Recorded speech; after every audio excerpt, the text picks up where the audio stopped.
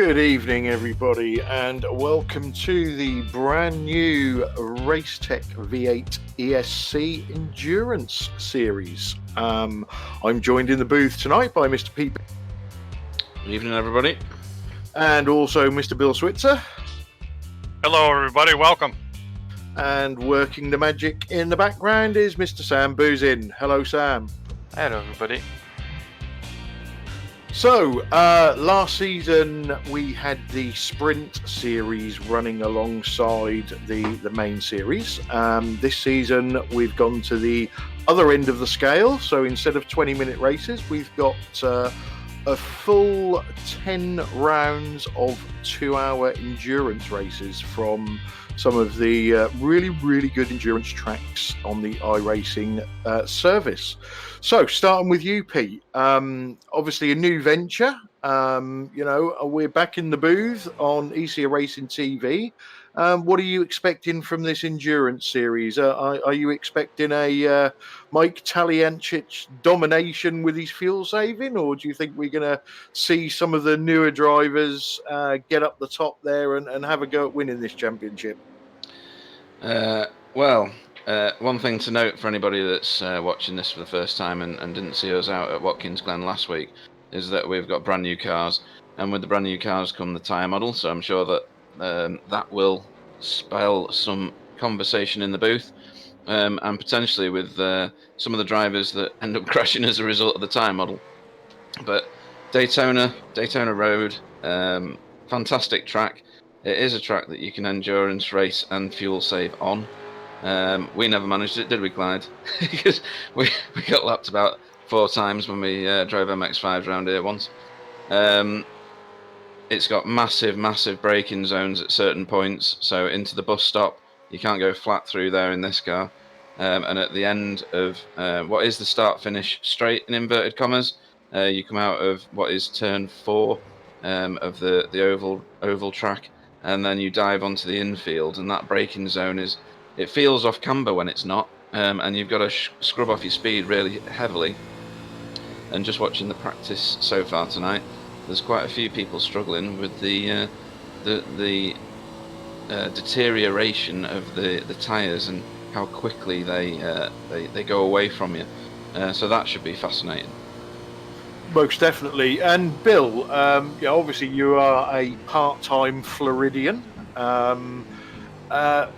Daytona is one of my favourite tracks. Obviously, I go there every year for the Daytona 500. Not so much, not really seen anything around the road course, but it's not, or it doesn't seem to be a very technical track until you drive it, and then you realise that all the corners are different. You've got the oval part to take account of. The bus stop can be tricky. Turn 1 can be an absolute nightmare. What do you think of the road layout at Daytona? Well, I think you're right on. It looks relatively easy on paper, but there isn't one constant radius corner on here other than the ovals. They all are different, and it's unique for a real-life spectator too, because it's one of the few endurance races you ever go to. You can see the whole track, which is very unique. But Peter pretty much covered it all with the new car and the new tire model. It's going to be very interesting what's going to happen, and I'll tell you, I'm absolutely excited about the new endurance series. I think hopefully it'll draw a lot of people. It changes the fact that it's not somebody that has to get up and go in 10 races. I mean, 10 laps. They can have their time to sort it out, plan a strategy, and things are going to change along the way. So I'm really looking forward to it. Yeah, same here. And obviously, we'll tell the viewers a little bit more about the series during the race. So just a quick recap. We're currently in qualifying. We've got about 2 minutes left. And then it is a 2-hour non-stop race. So pit stops, guys, Pete, they're going to come in heavily for this. Now, looking in Discord the past week, I've seen people mention 3 stops. I've seen 4 stops. And we've also got our champion fuel saver on board tonight, Mike Talianchit. So maybe it's a zero stopper or a one stopper. But what do you think, Pete? What do you think we're looking at, 3 or 4? I think you're looking at a blend of everything, and I think there's going to be a lot of people that follow the faster drivers into pit lane. You can see on the timing screens at the minute that as they're getting they're in their qualifying session now, and there's some people pulling times out of the bag. It looks like they're pulling them out of nowhere. For instance, Steve Lavalle's got a 1:42.985, and whilst he was close to that in his practice, he wasn't quite that fast. So the track's coming to the people, and with the track coming to them means that they can drive for longer without the tyres scrubbing off potentially, and saving fuel. But I think they'll follow whatever the leader's doing on this race. Yeah, and I think obviously, the tow is going to be a big thing in this, and you can save a lot of fuel using the tow of other cars, and hopefully it keeps a smaller than expected grid, shall we say. We know the official iRacing Daytona 24-hour race is on at the moment, so a few of our normal drivers will be in that, but hopefully that will keep the grid fairly close, and we may see different people trying different tactics. So I've not actually run the car on this track myself, so I don't really know what it's using per lap. But Bill, us guys are normally down the back end of the grid, shall we say? But that tow and keeping in it is all important on a track like this. Certainly is. On shorter sprint races when you start toward the back, and this is no excuse, but the guys up front have a clear sail for the first lap or two, and it's amazing how much distance they can put out over. Even though they're faster, they can get out there pretty quick. In a situation like this, it's a little bit different because granted they'll charge out there at first, but things will equalize. And like Pete said, I'm sure you're going to have follow the leader as far as pit stops. There may even be more depending how bad the tires are, and if everybody can, the particular person can stand being on terrible tires, like when they're going to look at times drop off and all that kind of stuff. So it's going to be a mixed bag. We'll have to see what happens, but it's going to definitely be an experiment, no doubt. Yeah, I personally think the second half of the stint is going to be all important when the tyre wear is at its most, the car is at its lightest, and that back end of the car just wants to break away on you all the time. So, yeah, it could be very, very interesting to see what happens there. So, we're coming towards the end of qualifying now, guys. Steve Lavalle's got that one on pole position. Didn't actually see the lap myself, so I didn't see if he got a tow. But again, talking about that tow, doesn't really matter where you qualify because you can get the positions back, right, Pete? You can, and from what we saw at Watkins Glen, once you're in that tow, it really does pull you very quickly towards the car in front. But as soon as you step out, it does hit you like a bit of a wall, the lack of moving air in front of you. I think Steve did get a tow on that lap, but the time's very similar to what he did in practice anyway. And we're about to grid, so who do you want to call out the grid list? I'll let you two guys do it if you want. Go on, and Bill, you start with the first two. Okay, on pole we got Steve Lavalle of XVR Racing. Second is Rich Warmingham, same deal, XVR Racing. And third, go Sorry, ahead. No, go ahead, mate. Then we got Marco Nomella, who I think is Finnish, and I've not seen his name in our league before, so welcome, Marco. That's a pretty sterling effort. And then Tony Kloosterman in fourth. Greg Carr is in fifth. Wayne Sanderson in sixth. Tyler Newitt in seventh, and Jarek Kabila in eighth. And Michael Talianich in ninth. Jamie Wilson starts in 10th. Cool. Michael Talianich is our fellow driver with a solar-powered car, just in case anybody's watching. Yeah, really. Don't know. We still don't know how he manages it, but he can endurance drive and fuel save even on a 5 pence piece. Okay, Gary Croft, Justin Ribello, Nikolai Borgatrov, Andrew Hoffman, Ole Christian Unenberg, and we got 5 drivers with no time: Richard Alsop, Dave Janssen, Adam Schimels. I'm sorry if I didn't pronounce that correctly. Michael Mueller and our teammate Michael Frost. And just because Pete's been asleep, I'll just let him know that Marco has raced with us before. Has he really? Then in that case, I apologise, Marco. He's probably so far up the grid you've never seen him from the back, Pete. And for those of you watching, Clyde isn't exaggerating. I think Marco Okay, ran. so I think cars Marco ran at the are. Glen. Cars are He grid, certainly did. but Gary Croft has dropped out. Yeah, Gary Croft has got the dreaded iRacing throughput. He has. Hopefully, someone will stay off the grid in order to let him back on. Revs are rising. It doesn't look like it. No, it doesn't. And we are And the green. green is out.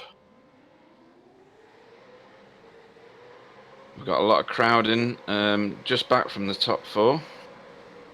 Yeah, this is the turn. Turn 1 looks a bit tidy at the moment.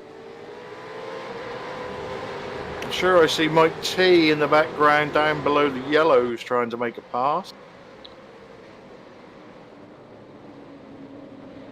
But good getaway from Steve Lavallee, holding on to that first place. He's leapt away, actually. He's already got quite a gap. There must be about 6 car lengths behind him at the moment. And then Marco. Right, for the viewers at home, obviously, new cars, new tyre model. The tyres are fairly slippery on the first couple of laps. And if you push them too hard, you can damage them for later in the race. So I'm not so sure these drivers are at 100% just yet.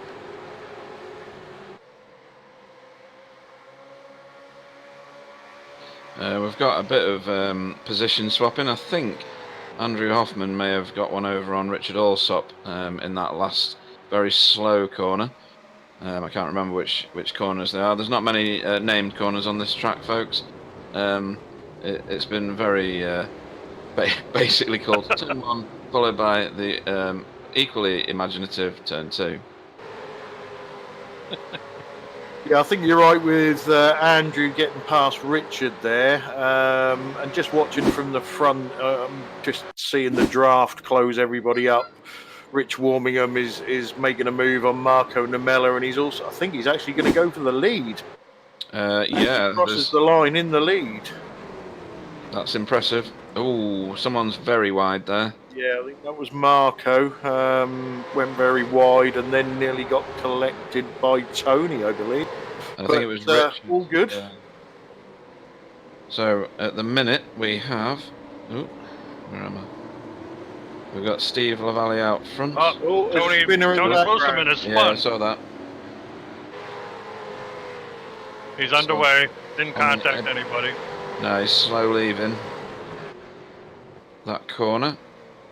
So I'll go back to where I was, because it will have changed what I was going to say. Got another one around. Oh, we've got 3 or 4 out, actually, on that corner. Car 88. Don't have a name yet, sorry. I just had a look at Tony's spin. He just lost it on the curb, that's all. Yes, he did. So Jarek Kebela, Justin Ribello, and Richard Alsop were involved in that that corner there. Thank you, Pete.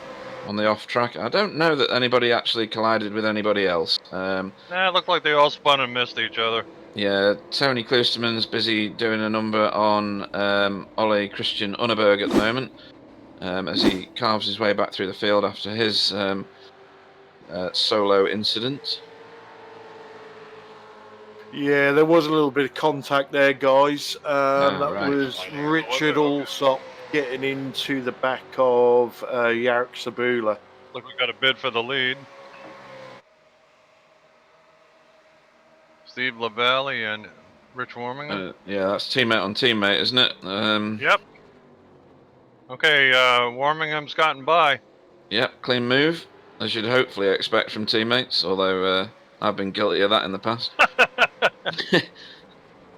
Marco's right with them now, because of course as soon as you shuffle positions, you give ground to the people behind you, especially on a track like this, and especially on the infield. And Greg Carr's doing a gallant job holding on to these 3 guys in the It front. certainly too. is. Greg Carr is definitely one to watch, and not just in this race, but the whole series, because he really has took to this car like a duck to water. Boy, he has. We got a He's lock been up doing a lot behind. of Sorry. official racing and getting some really good results. I think we've got a pass on Ole Christian Unneberg again by Nikolai. I like Nikolai's colour scheme. It lacks advertising. Yeah, well, Nikolai's one of those that's had the same paint for the last 311 years, and Yeah. suddenly he's changed it. So, yeah, well done, Nikolai. Yeah.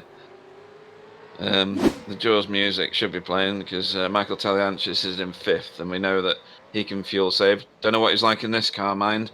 This car wheel spins when you stare at the gas pedal. So I would fully expect Mike to cruise up on this group and sit. yes, I agree with. I kind of think he's hanging back a little bit right now, just keeping him in sight. He'll want I've to be in always- somebody's toe, though. Yeah, I've always found with the Daytona road course that the worst position to be in is first. Yeah, because Yeah. you just get lapped every lap. You get overtaken. You're a sitting duck. Yeah, Jamie Wilson trying to do a number on the outside of Tyler. That's never going to work, especially when you lock your tyres up like that. And they're being hunted down at the moment by Tony Kloosterman. Don't know who he is. Who's being chased by Nikolai. And then Ollie Christian Unneberg. Andrew Hoffman in 16th. Michael Frost, big cheer, in it says 13th there, so he's lost positions, hasn't he? Yeah. And then Jarek Sebula, Richard Allsop, Justin Rebello, and then tootling around at the back now is Gary Croft in 17th. Yeah, Gary's managed to get back into the session. I think he's 3 laps down at the moment, but Mike has actually gone up 4 places from the start. All right, Mike, go get him. Yeah, go Mike. Best team in the world. So Richard warming out up front, carving a little bit of a lead with a safety blanket of Steve Lavelli behind him. Don't know what team orders are involved there. Marco Nemela behind him. Greg Carr, so Team GC kicking in there again, which is one to explain later on in the race. Team GC, good one. Yeah, I like that. And then Michael Talianchis in no man's land at the minute. He's all alone with acres of space either side of him. Yeah, just looking at the live timing, and anybody watching wants to see the live timing, it is in the chat. Our teammate Mike Frost is equal biggest mover with 4 places with Mike T and Ollie Christian. Good lad. Mike Must Frost, be all the training we've been giving him. Mike Frost is catching up with Andrew Hoffman. Go, Mike. Yeah, go Mike. So, Clyde, Whoa, easy, Bill. Mike. Oh, Oh, sorry. it's all right. There's a bit of a crowd going into turn 2, isn't there? Yeah. So, Clyde, Bill, when we get to the end of the lap, Richard, Warmingham, and Steve Lavallee keep swapping places. What would you do? Is that the right thing to do? Because every time they get a gap, they swap places and the guys behind catch them up. No, that I don't think that is smart. It can work if you want to keep one of your cars up front. Possibly wouldn't do it every lap. I'd probably run 3 laps and then change rounds. But to be honest, if I was sitting 3rd or 4th, I wouldn't be looking to take the lead. We're 10 minutes into a 2-hour race. We know there's going to be at least 3 pit stops. Yep. I would just be saving as much fuel as I possibly can to keep my final pit stop to the absolute bare minimum and then try and break away. Not that I'm ever up the front in that position to be able to do that, but if I ever was, then yes, I would.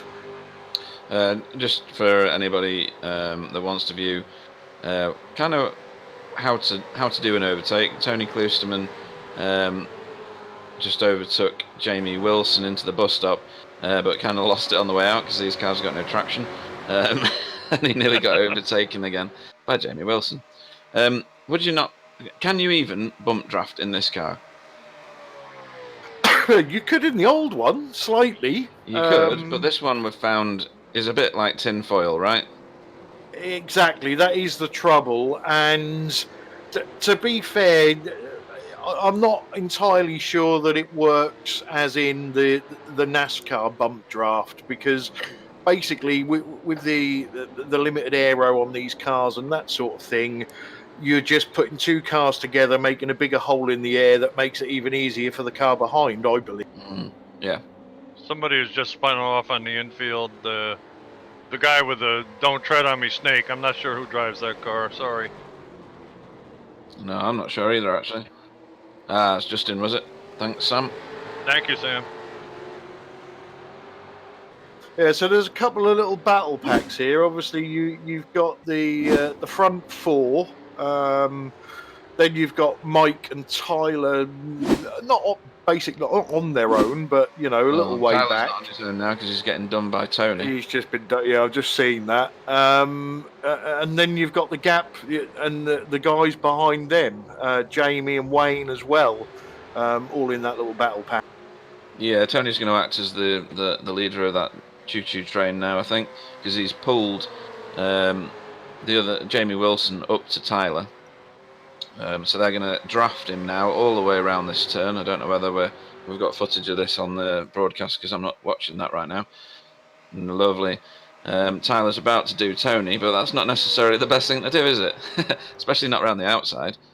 No, that's right. It's probably better just to let knowing Tony's speed, just to let him lead this little pack. Yeah, because if you see what's happened to Tyler now, he's lost his traction and now he's under threat from Jamie. Nearly forgot his name then. Tony obviously had his little spin at the start, so he's. I wouldn't say he drives angry. I don't know if Tony can get angry, but he can. He's certainly going to be using stuff up, shall we say, to try and get back up there. Oh, someone's just gone on the grass.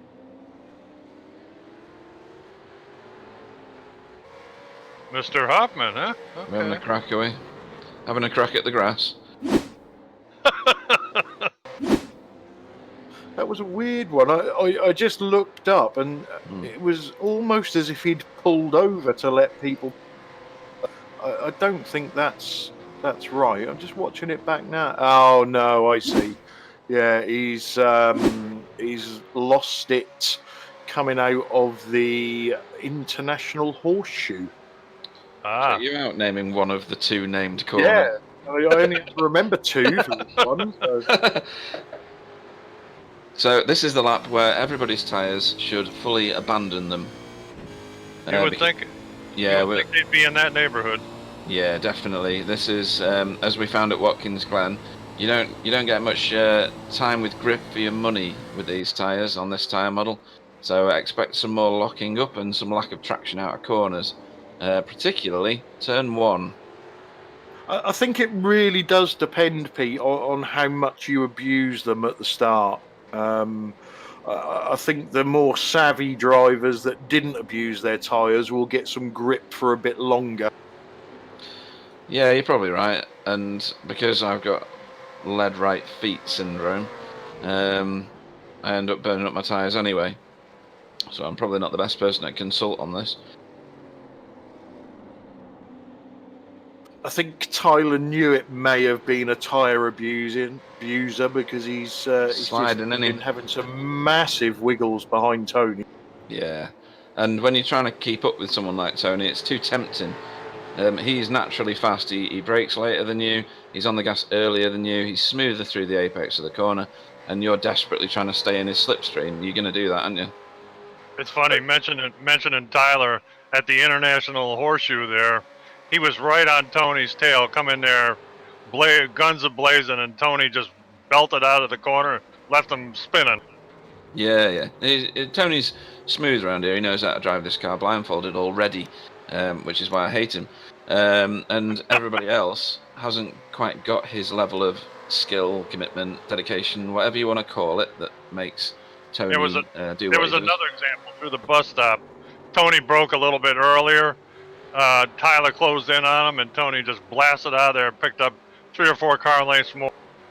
Because you're desperate to stay in his tow. You're Exactly. desperate to stay there and get as much benefit from him as possible. And it's just not. You just can't stay with him. It's dead simple. And you and I, Pete, were talking earlier. You know, when those taillights get closer, you go, "Oh boy, I got him now." Or I've just crashed into him now. Yeah, right. Yeah, I usually have one of those. I've got him. Oh shit. Yeah, Yeah. exactly. So our top 5, not changed recently. Steve Lavallee leading the way from his own teammate, Rich Warmingham. Marco Namela in 3rd, doing a sterling job of keeping with them, as is Greg Carr. And those gaps have stayed pretty constant. Big jump back to Michael Taliancic. And then Tony Klusterman next in line, who's arguably not pulled away from Tyler Newitt properly just yet. Nor Jamie Wilson, nor Wayne Sanderson. No, but it is difficult to pull away with this draft. I'm just trying to puzzle through my small brain what Mike Taliancic is actually doing. I don't know whether he is being very, very clever and saving his stuff for later in the stint, or whether it is the fact that those 4 cars up the front are just towing each other away, and Mike just hasn't got the pace at the moment to get anywhere near them. Well, I think he's been in that same distance from that lead pack for quite a while, so I don't think they're pulling away from him as such. He will be wasting fuel, won't he? Because he's in no man's land. He's not got a draft. He's got nobody pushing. He's just on his own. But then this could be Mike's only tank of fuel of the evening. Yeah. When he converts to battery power, you mean? We'll have to go on board and see if his car goes quiet at some point. Yeah. I don't know what gear ratio he's got in there, but he was coming down to the start-finish line, and he was on the limiter for, God, had to be a couple hundred yards.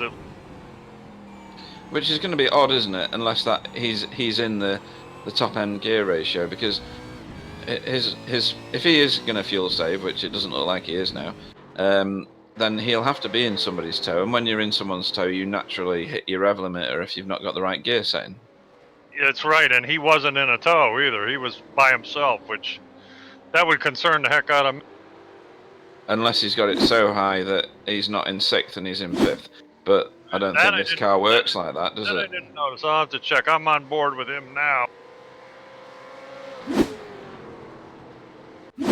Well, so it's the bus stop is he coming into? Yeah. Yep. And don't forget, guys, we've got the movable rear wing on the car now as well. True. So, you know, even with the high-end gear ratio, if you're running a little skinny wing, it's probably still possible to top out the engine round here. He's coming down the front Fair straight enough. now. He's in 6th. Yeah, I'm just watching Tony see what speed he gets up to. He's on the limiter right now. Very similar to Michael Taliancic, if a little slower, to be honest. 183 miles an hour Tony got up to. And Mike Taliancic got the same, but he got it earlier. Yeah, he did. He definitely did. So how do you explain that then? Hitting a great speed earlier on that roval, the oval piece of the roval. Sorry. Possibly a better exit out of the bus stop. Could be. Yep. Although Tony was slow out of the bus stop before once he'd overtaken Tyler, so maybe that is it. Maybe Michael just does the bus stop better.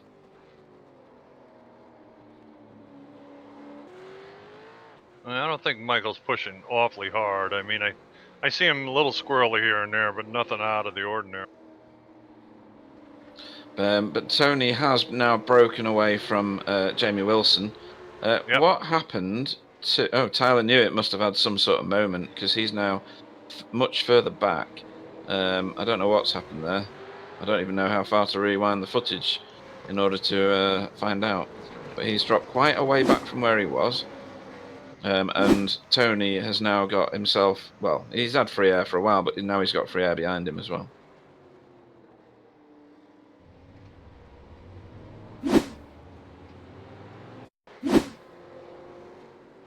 And Tyler is about to get done by Richard Alsop.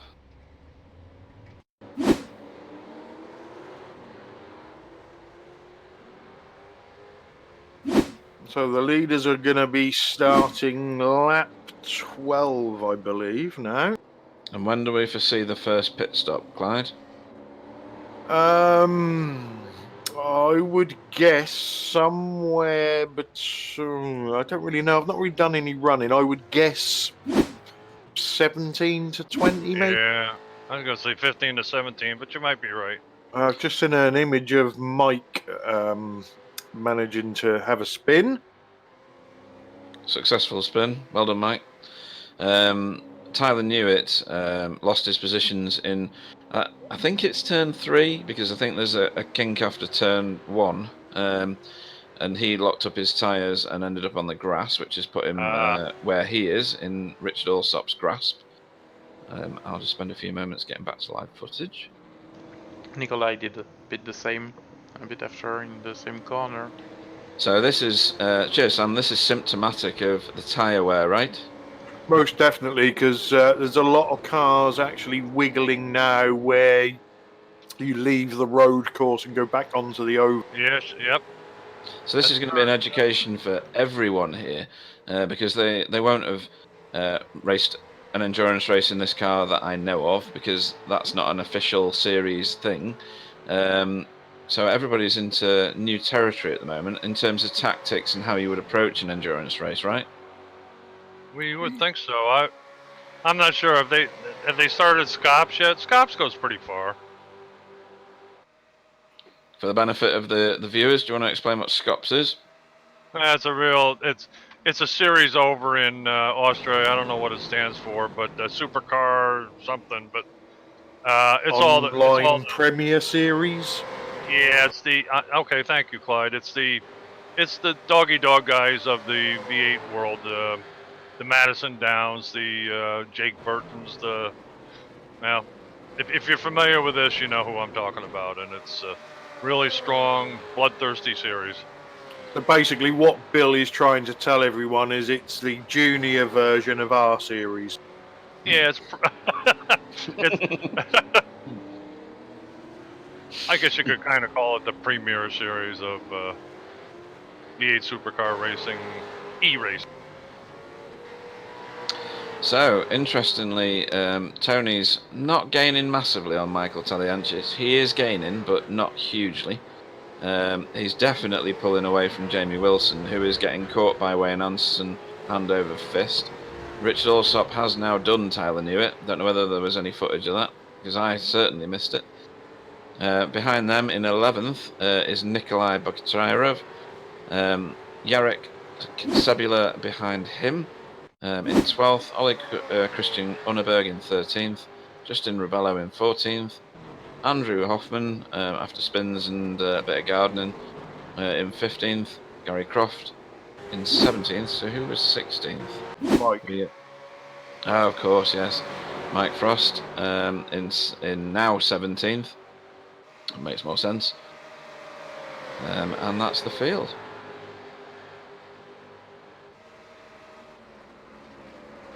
Okay, so the two XVR guys have just had another swap round at the front. Steve LaValle had been leading for a few laps. Rich Warmingham's now taken over that title from him. And again, you know, you've got Marco and Greg are just happy to let these guys switch about and sit behind them and save fuel. But I think we'll get a good measure on the fuel. I'm guessing Steve LaValle or Rich Warmingham, or I hate to say it, but maybe even Mike Talianchich, who's been running around without any draft at all, could be among our first pit stoppers, although I've just seen Andrew Hoffman's in the pits. I don't know if that was an accident or whether that was planned. Yeah, I don't know that either. Very strange, actually. I'll give it a rewind and I'll get back to you. I'll tell you, right now, I'm watching Michael Taliandich, and he is driving like he's walking on eggs. I'm telling you, those tires must be worn out or something. He's really skate. Yeah, I just watched, just been looking at Andrew's pit stop. Obviously, he's taken tyres, so it wasn't a penalty. No, I've gone back a couple of laps, actually, and there's no indication that he's had any incident or damage. Well, he had a few slides as he went round, so maybe it's just that he's cooked his tyres a bit too fast and he needed a new set of rubber. Yeah, I suppose time will tell whether that was a very early stop or if everybody else is going to start coming in. Or maybe Andrews just is my favourite new saying, knitting with one needle. Where have you got that from? Where have you got that from? Good, that, isn't it? That's very good. I might have to use that at work. That has to be a Katieism. I think it was actually in a Queen song. I'm going slightly mad.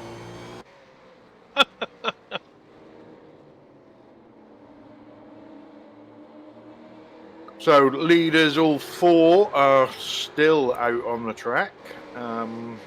No sign of a pit stop yet. Currently on lap 15. If you gentlemen have noticed, their lap times obviously have fallen. They're down like 3 seconds over where they started. That's pretty amazing. I'm guessing there's no cautions in these endurance races? No cautions, no. We have got our new stop and go penalty. Better explain that for our viewers. I would do if I could remember what it was, but I will have to get the rules up myself and have a look at it. Fair enough. Please talk amongst yourselves. While he's doing that, Andrew Hoffman may have not done himself too much of a favour pitting that early, because he is well within the clutches of Richard Warmingham now. I don't know what that gap is, because you don't get it shown, do you? But he, Steve Lavallee, Marco, and Greg Carr are very much bearing down on Andrew Hoffman now.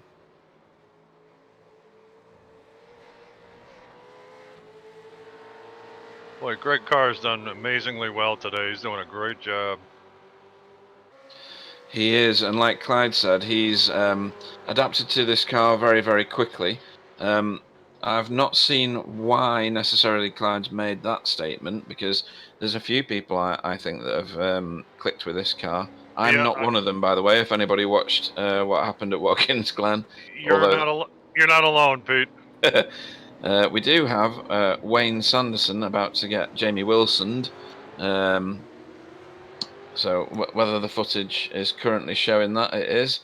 I think, which is good. They are the closest on track at the moment and the most likely to create the next nearest headline. Looks like Jamie Wilson's working on Wayne Sanderson. Yeah, and this is on worn tyres as well, so that suggests that Jamie's got some sort of endurance in his driving style, which is good. He's also a very, very good driver. I had an amazing race with him and his teammate Josh Chin last week at Watkins Glen. So yeah, he's a very good driver. Just to update our regulars, because we have made some changes to the points this season, and I found it in the rule book, even though I wrote it and should know it. So the driver gaining pole position, which I believe was Steve Lavallee, gets 5 points. The driver for the fastest lap will get 3 points. These are all new bonuses. Any driver scored as leading a lap will get a bonus point for each lap led, but a maximum of 3 points. And in the past, what we've done is we've done like an increment of 10 incident points, and then you start getting penalties. What we've done this season is every incident point you get, you lose a point from your total score. And if you manage to pick up 15 incident points, you will get an automatic drive-through penalty, something that iRacing brought in as an option in their last build. So we'll be seeing if that actually comes into effect. I don't think it will too much around Daytona. There's not that many incident points to be collected unless you get a bit greedy around the bus stop, I believe. Yeah, definitely. That the exit from the bus stop gets me every time when I'm racing. Take too much curb there, and you get silly 1Xs for off tracking. That's a tight one. You're right. Yeah. So just talking about the controversy surrounding the tyre degradation. Rich Warmingham, who's in first place, his fastest lap was on lap 3 so far, at 144.090. He's now turning laps at 146.801. That was his lap 16 value. He's on lap 17 currently. But if you look at his timings, he's been doing 146s for quite a long time now, because at lap 6, lap 5, he dropped off the biggest Okay, amount. sorry to butt in, Pete. Great cars pit passed. Start in the front four all in together. Talk us through it, Bill. Okay, Greg Carr's coming in. Let me see. Hold on a minute. Yeah, everybody's coming in at the moment. And this is what I thought might happen. I thought as soon as the guy in first place decides to dive for the inside, everybody will follow, because nobody's got any knowledge of this at the minute, and that's why this is happening. It'd be interesting to see if anybody's got one extra lap in the tank, but I don't think so. It's not in their advantage, is it? Because they'll lose toe. The only person going round now is going to be Andrew. And Sanderson is in. Tyler Newitt's in. I think Marco Nomela may have got a sneaky position. Ollie Christian has stayed out. Greg Carr got out first. And Wow, Mike Frost good is job. slow in the apron before the pit lane. Uh-oh. Mike Frost. So yeah, Ollie Christian Anneberg stayed out. He obviously had an extra lap in the tank. Wow, Greg slid into the International Horseshoe. Okay, Rich Warmingham came out second. Now, is this some sort of bizarre tactic for Ole Christian Unneberg, in the fact that is he going to be lap leader on this lap? Only if he stays out. That's And right. stays ahead of Greg Carr. Well, Greg is coming onto the oval now. Yeah, right behind Ole Christian Unneberg, which is going to be an right, issue. there he is, yeah. Because if he's punted for getting a point for leading a lap, he's not going to end up doing so, is he? Because he's about to get done. I'm not sure if it's about that. The only reason I would run the tank dry is to make the final stop shorter. Right. Yeah, Greg Carr got by him. Mike Frost is still boxed.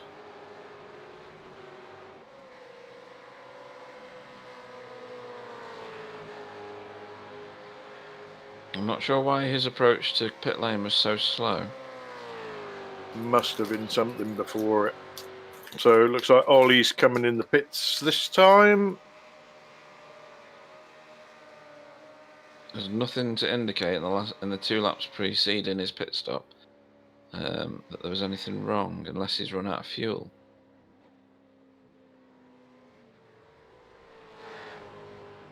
I'm sure we'll find out. He's coming back out now. Getting lapped now because it was too slow. He's giving everybody a wide berth, which is good.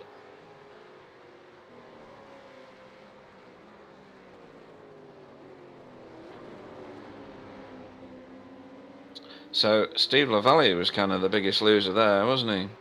Yeah. Yeah, that depends what you class as a loser. He's still in that group, isn't he? Oh, absolutely, but he's been shuffled back some way. And sadly, Marco Nomello, when he came in, he had to back up because he was too far forward, so he lost time there. He was also hot into pit lane and managed to gain a place, but I don't know whether he got a penalty as a result. What we do have is a Michael Taliancic, Tony Klusterman elbow rub just behind all that. Ah.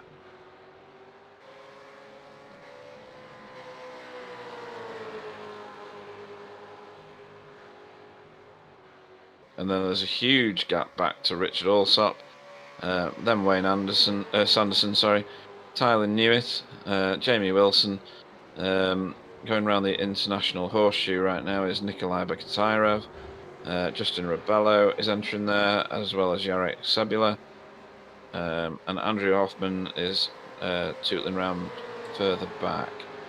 Ole Christian Unneberg is down as position 5 on my screen, but it's because he's pitted and is out of sequence. Back at the front, Greg Carr is under some degree of pressure from Rich Warmingham. Oh, Tony wants by Michael Taliancic badly. They did exactly the same pit stop time, Tony and Mike. Really? So yeah. I wonder how Tony's so close to the back of Michael's car now. Entry to pit lane, maybe? Well, he's turning about 6-7 tenths faster too right now. Hmm.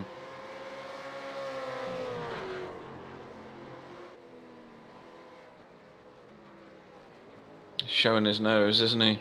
Oh, yeah. And that's where the action's at the moment. There's nobody else in such close proximity. He wants to stay close coming onto the oval here.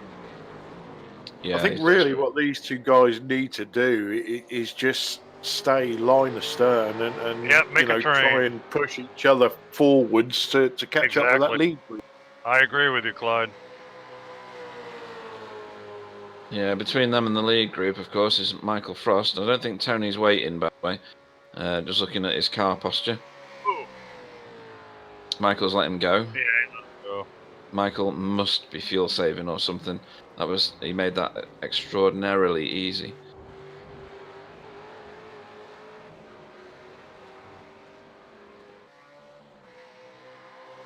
That's a surprising move from Tony for me. Not so surprising from my perspective of Tony Klusterman. He is definitely one that likes to be out in front. Oh, without a doubt, but he is not going to gain 8 seconds on his own. Exactly. He has a great deal of skill, and some of the people who he competes against most frequently aren't here. So there's no Johnny Brandon, is there? There's no Victor Tanaka. So is he betting on the fact that his overall skill level is in excess of everybody else on the track? Well, let's have a look on this lap then and see what his lap time is compared with the guys in front. That's a good point. So the leader last time round, our current leader is Richard Warmingham, because I think he's swapped places for the lead with Greg Carr at some point very recently. Yeah, at turn 1. Turn 1, yeah. Right. His last lap was I'm just watching that actually. It's because Greg Carr went very, very wide and left a massive door open for him. So Rich Warmingham's last lap was a 1:44.6.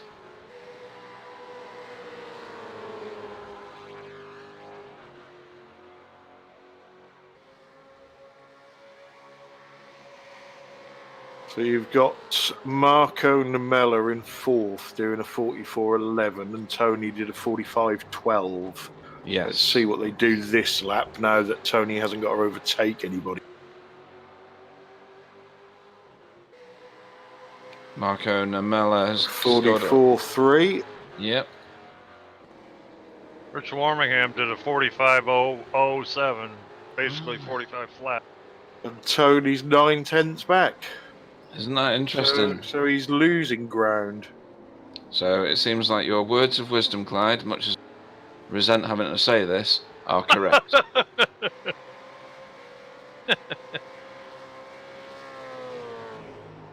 However, there is a long way to go. There is. We are basically a third into the race.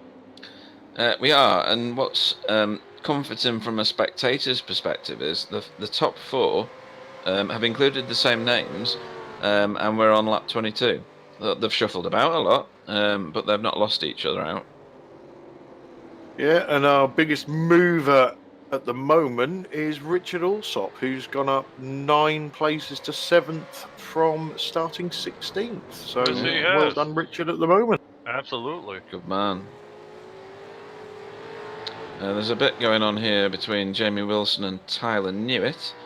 I think they're the closest to on track, with the possible exception of Nikolai and Justin Rebello. Yeah, I think Wayne's in that battle as well.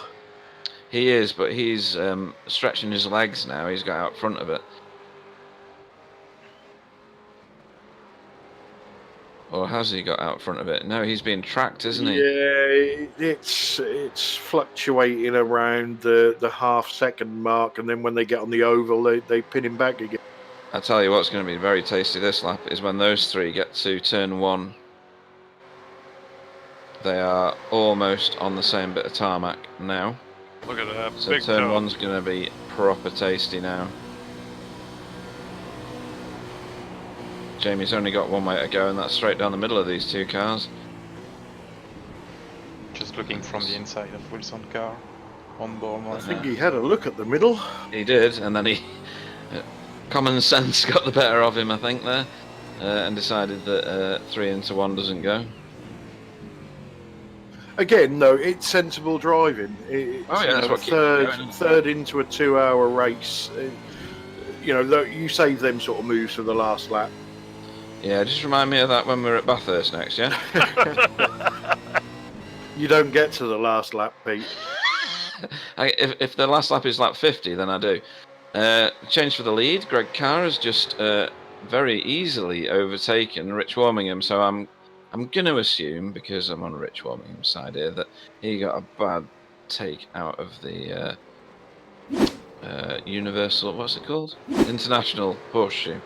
Yeah, it's either that or they're all working together up there. That could be true, actually. You know, again, if these guys start battling side by side, corner after corner after corner, look at your relative screen and look at the Klusterman Taliancic closing on you from behind. That's enough to keep your line astern. Very true. Well, they're doing a good job pulling away. They're, over 12 seconds ahead of Klusterman. Yeah, and they're keeping each other that far ahead as well, which is, Exactly. yeah, it's reassuring for them. So Greg Carr is now our race leader. Yeah, I think the good thing at the moment for Warmingham and LaValle is obviously they are teammates. So, I'm looking, a long way into the future. But you get 2 teammates in a block of 4 up front. That's where you start trying to engineer the race result at the end. With a bit of tactical team blocking and things like that. Yeah, unfortunately they've let an NQR car go before them, which is a bit of an issue, because if he wanted to, he could attempt to slow them down so that Tony could catch up. He's not doing, I must point out, but it's always an option, isn't it? I think it's an option if there was just 2 cars, but the fact that there's 4, I think the minute Greg tries to slow Rich Warmingham down, then Steve and Marco take over. Yeah, true enough. It's very difficult. Heck of a battle with Sanderson, Wilson, and Newitt. Boy, they're going at it. Yeah, I've been watching a bit of that. I don't know what it is about Jamie Wilson's paint. I look at it and I think, it looks like some sort of Treeborn mint or something like that. And then I see it close up and I really, really like it. I think it looks like test paint, oddly, which is very weird. I tell you what, the graphics on iRacing are improving significantly, aren't they? You can see the dirt on the front of that, the rubber splats and things like that. I think Jamie's paint job looks like an ice cream parlor or something. And both of them. Oh, there's a bit of swapping around here. Wayne's trying to keep away from it by the look of Boy. things. These guys are really going at it. Unbelievable. You would think there's 2 or 3 laps to go.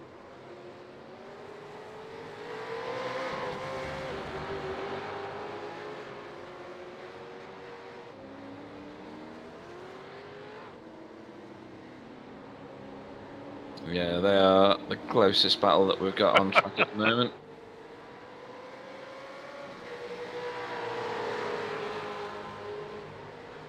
Richard Alsop, our fastest gainer, is all on his own at the moment in 7th. Michael Taliancic is generally keeping pace with Tony Glusman, although losing some ground, I suppose. In 6th, Tony Glusman in 5th. We've got Marco Namella in 4th, all over the back of Steve LaValle, who's in 3rd. Richard Warmingham in 2nd, and out front at the moment, but not for very long, I suspect, is Greg Carr, who's about to carve a nice big gap in the air for Rich Warmingham behind him.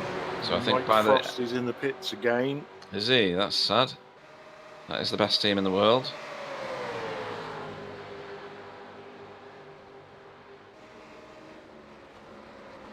So Greg Carr went over the line first, but it's going to come out of turn 1 in... Hang on a minute. Oh, he's going to come out of turn 1 in first by the look of things. Oh, bit of door banging maybe. Yeah, I was just watching the Newitt Wilson Sanderson battle. That's Oh, they cracking. pushed Greg Carr wide there. Yeah, they did. First 4 cars are having a bit of an argy battle. But they've settled themselves down. What were you saying with Tyler Newitt and co? They're really going for it. Really going for Has it. anybody told them that this is an endurance race? Yeah, well, I There's a seem lock to up there. remember punting Wayne off at Watkins Glen, so let's hope the same thing doesn't happen to him here. In my defence, the rear wing on his car was that big I couldn't see my brake marker. So I pulled out to find my brake marker and went past my brake marker. Excellent, yeah. He did take it in good faith, though, so... I think there's going to be some tears at the end of this. Tyler Newitt, Jamie Wilson battle here. They're very, very close together, and I think they're leaving Wayne behind. Side by side, maybe Wayne can catch up now. Yeah, he's still in that draft, so, by the time they get round to the start-finish straight, he's going to be back with them coming again. right up there, look at... Do you see him put his foot on the brake then? He didn't want any part of that, did he? In fact, he's gained quite a lot of ground by braking earlier.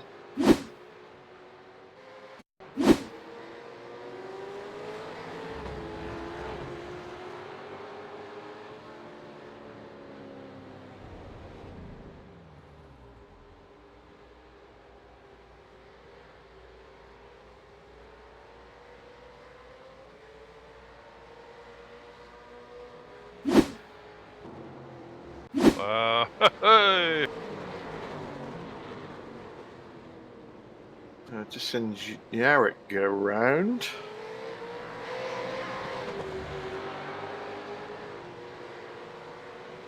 They are bumping and banging. It's That's amazing. Great racing. So, just to explain the Mike Frost situation, 2 laps ago, he had a bit of an incident in turn 1, go through the kink, call it turn 3. Went a bit straight on at turn 3, bumped into the rubber tyres at the back of that, and rejoined the track. So I think he's in for some repairs. Yeah, he's probably used his fast repair already. But keep going, Mike. I reckon you'll still get a top 20. Definitely. The other thing with this had car is... birds fly across my screen that just frightened the shit out of me. Are you on VR by any chance? No, I've got it up on top of my head. Right. I've never seen that before. Oh, I've seen the birds flying around before. It does catch you off guard at times. I suppose you do spend a lot of time in the pits and are able to look around at these sort of things. Yeah, or on the roof of my car, which gives you a very splendid view in a different way. So, just to go through what me and Bill experienced last week at Watkins, you have a little tiny bump in this car and you get meatballed straight away. It doesn't take much to ruin this car.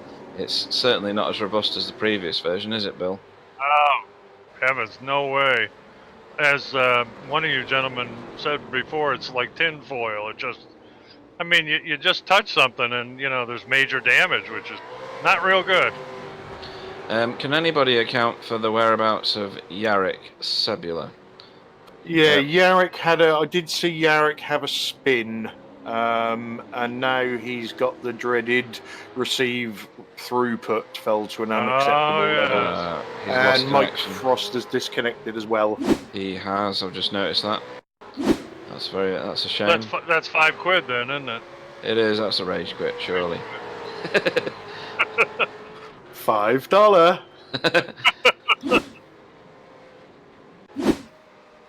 Make it £5. That's more money. Not by much these days, Bill. That's true. Right, it's getting better. Is it? Yes. All right. So, Tony Klusterman definitely not dropped Michael Taliancic. Michael Taliancic was wide. About to show him how to drive. I wonder if he's letting him go by. He came out of the bus stop really wide. But he's done that a few times, Bill. That's why, who was it he was racing with earlier? Nearly overtook him again after he overtook that person into the bus stop. I don't think Tony's got the bus stop all sorted out just yet. Stay there, Tony, for about a lap. Let's see if you guys go faster. Right, Ollie Christian's just gone a lap down as well. I was just going to... 4 have gone past him. Yeah, I was just going to mention that because Greg Carr and Steve Lavallee swapped places just then as well, just before that.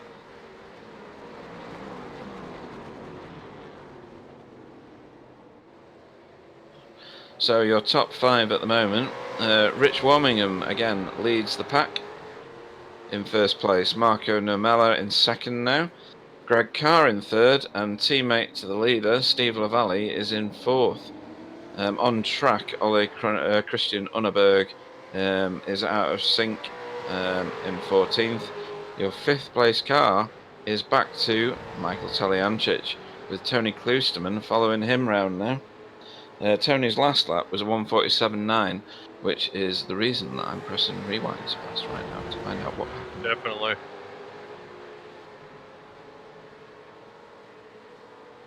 Come on, Tony, you got to close up on him a little bit. Let's see if you two can get up there. Ooh, Greg Carr just nearly lost it coming out of the bus stop. Headed up towards the wall, dropped into 4th place. I've just watched an entire lap's worth of Tony Klusterman, and I can see no reason at all that he would lose so much ground through the bus stop to Michael Taliancic, but he did. Marco Nomella's gone for the lead.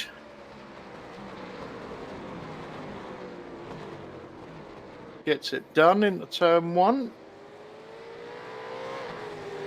Not sure if Marco's led a lap tonight, has he? He's not yet. This will be his first. I think he actually crossed the line in first, so I think he's got a point for it. Yeah, good man. Be interesting to see if he tries to do one now down the road. Well, he'll only get the point for it if Sam's scoring app works. Let's just get that straight.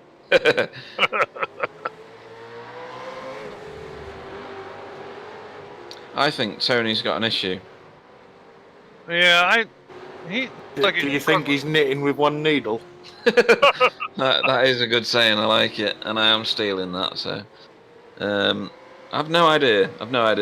All I know is that in the space of about 400 yards worth of track, it looked like he suddenly was driving like me. I'll tell you another thing I think I noticed, and I'm not sure whether it was Tony's car, but when he was up close behind Michael Taliancic, it looked like he was losing front end grip. That sucker was pushing like crazy. Right. So here's a a possibility then. So we are probably about 4 laps away from the second stop. Tony pushed like crazy to get like past Mike at the start. Possible that he's used his stuff up and is now struggling for the back end of the stint. Yeah, so the first pit stop was made on lap 18.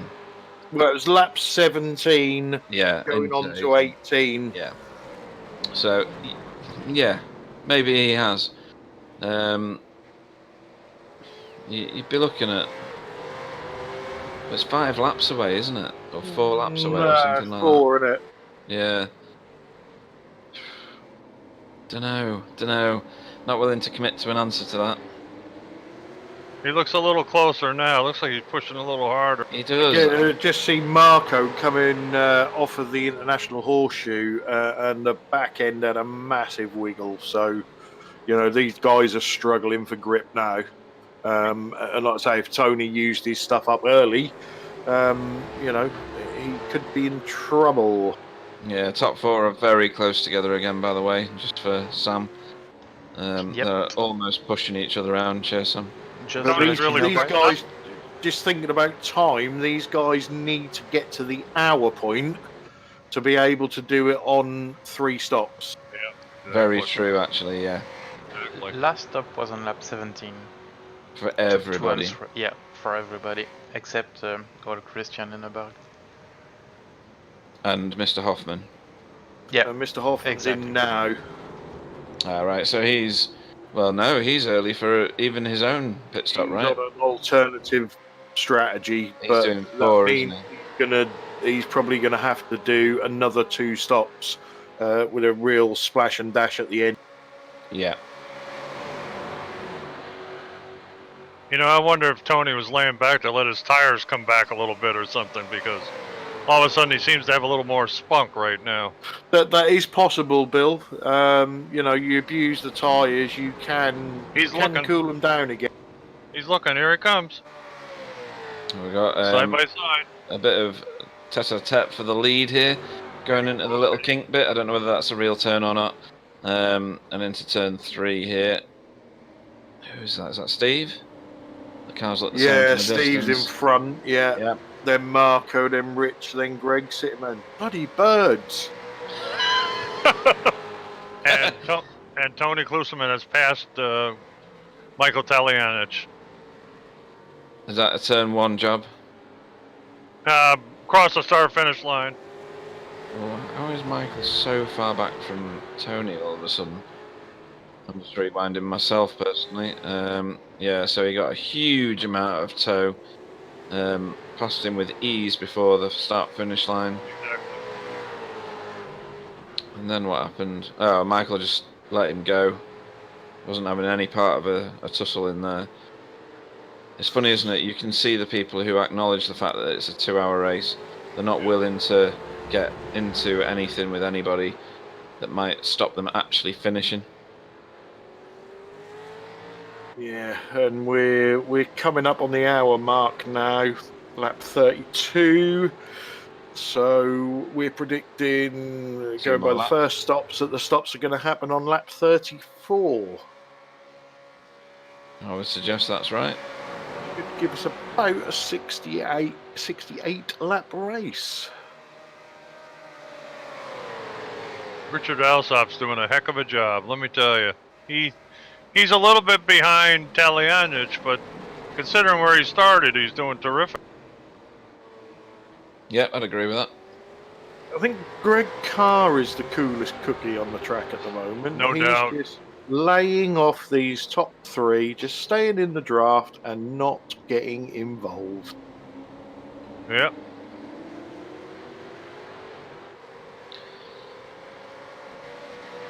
So, top 10 as it stands. When I can get my screen to work. So, Steve Lavallee is in first with XVR. Then we've got Marco Namela in second with Racecraft Esports. Then we've got Rich Warmingham, XVR again. Greg Carr, an NQR car, followed by his teammate now, Tony Klusterman and QR. Michael Taliancic in 6th. Pursuit Sim Racing. Richard Allsop in 7th, another racecraft car. In 8th, we've got Tyler Newitt, another XVR car. And in 9th, once my screen that catches up with me, is Jamie Wilson with Team Chimera. So repeat, just catch Wayne Sanderson going off track at turn 2. Oh, interesting. Let's go and find that to the then. wall and go back on track. Oh yeah, he's is he fallen behind? Yes, he's fallen way behind now. He's falling down low on the oval. Yeah, he's out of the Newitt Wilson battle now. Getting caught by Justin Rebel.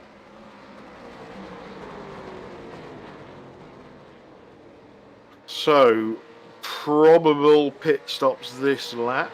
We'll get the pit stops out of the way, guys, and then we'll have a quick ad break. Sounds like a good idea. Sounds good. Oh, did he make contact with the wall there as well? Oh, hang on, we got a lead around. Steve LaValle. I will get back on that after the turn 1 of the 8th place. All on his own, lost it coming off the International Horseshoe. Wow. Let's get back on And he is in Klusterman clutches. Oh dear. I don't see any damage in the back. No Steve damage, LaValle's. just a spin. Okay. No, it's one of those ones that you start upon and you're like, oh, I can correct this, no bother. And then all of a sudden you realise, actually, the car's not stopping turning. Why is that? Yeah. So top 3 are now coming up to the bus stop.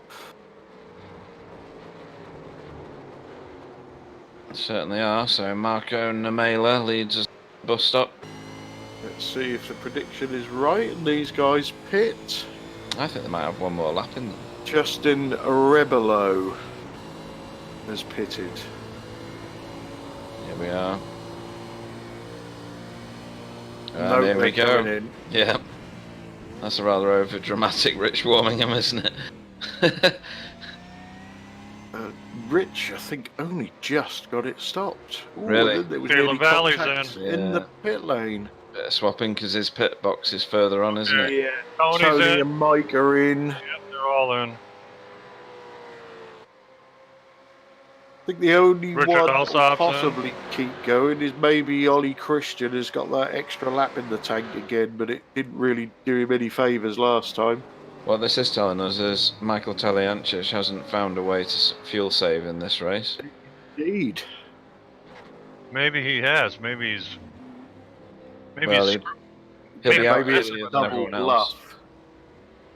I don't think so. I don't think you He's can making bluff. everybody think that we think that he Maybe- thinks that we think he can't save fuel.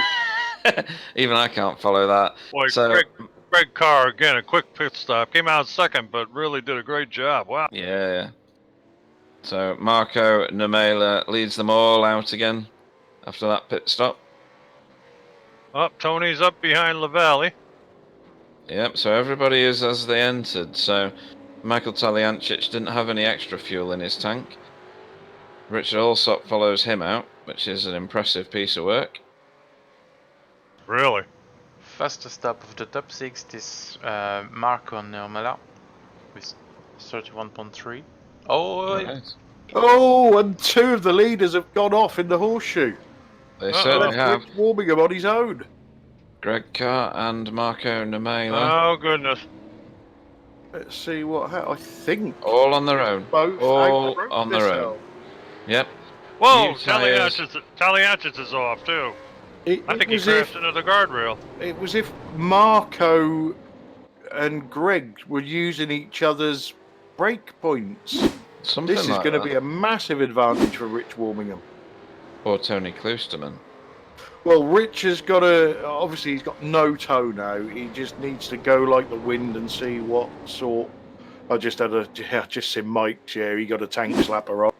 Yep, he just bent the front of his car, left front. Yeah. Yeah, left side as well. He's checking the suspension. Oh, and he's going straight on at bus Oh, stop. he's got a problem. Mike loses it And in the end of the turn and Yep, go he back left. smacked And, the guardrail. yeah, exactly. Richard Allsop straight on at the exit of the bus stop as well. So Rich Warmingham has now got a 7-second lead. And Tony Kloosterman is about to bag himself a Steve LaValle. Yeah, and then can Tony... Taliantich is back in again. Yeah, I think Mike had some serious damage. Greg is in as well. Yeah. Mike's got a lot of damage left side. They both hit those rubber tyres at turn 3. Oh, wow! He just hit the guardrail trying to pit. Who did? Michael Taliantich, yep. He just escaped, actually. Tried to turn in and crash right into the pit wall.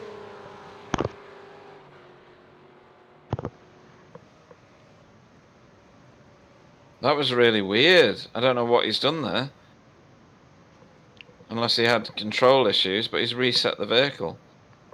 Well, when he tried to make the turn to the bus stop, he kept right on going like it wouldn't turn or something. No, he was doing... Well, he tried to turn in and the car didn't, so... Exactly. Yeah, he's got some sort of massive issue. He hit the pit wall, didn't he? The gap in the pit wall. Yeah. Where you would ordinarily retire your car to. Maybe that's done it for him. He's gonna in be for there a while. while. Yeah, he is. Sad. Well, look at Tony Kluserman. He's up in third. What a guy.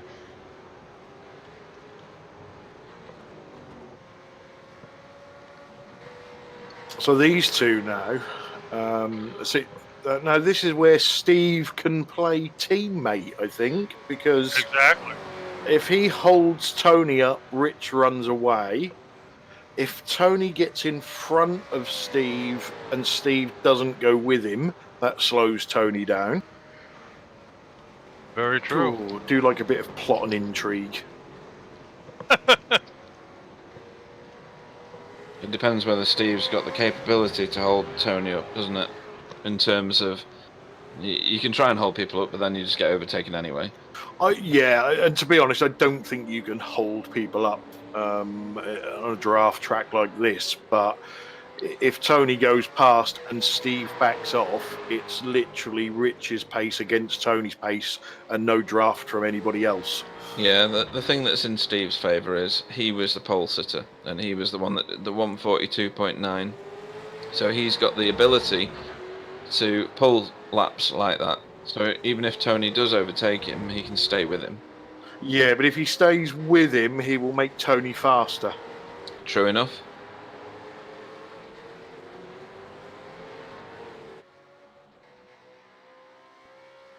So, are we going to sort out an ad break, Sam, so I can go and refill my glass?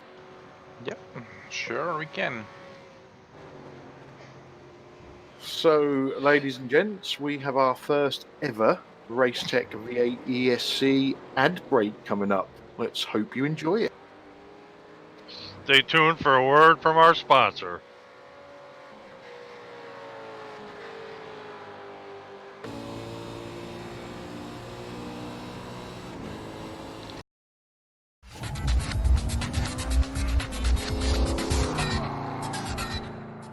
Hi, my name's David Black from Racetech Seats in New Zealand.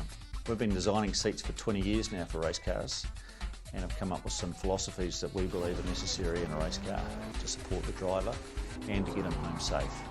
Data collected from around the motorsport world over many years shows that if a driver is well enough supported in a crash, he can survive some big impacts. So the areas of the body that need to be supported are the head, the neck, the shoulder and the torso. If those areas are kept in alignment with each other, then the driver can handle some pretty big G-forces. Racetech has developed a range of seats over those years which incorporates good strong head restraint, square shoulders to support the upper torso. And then on top of that, we fix the seat at the shoulder level to the chassis or the roll cage, hence transferring that load directly to the chassis in an impact. So this is exactly what I'm talking about here.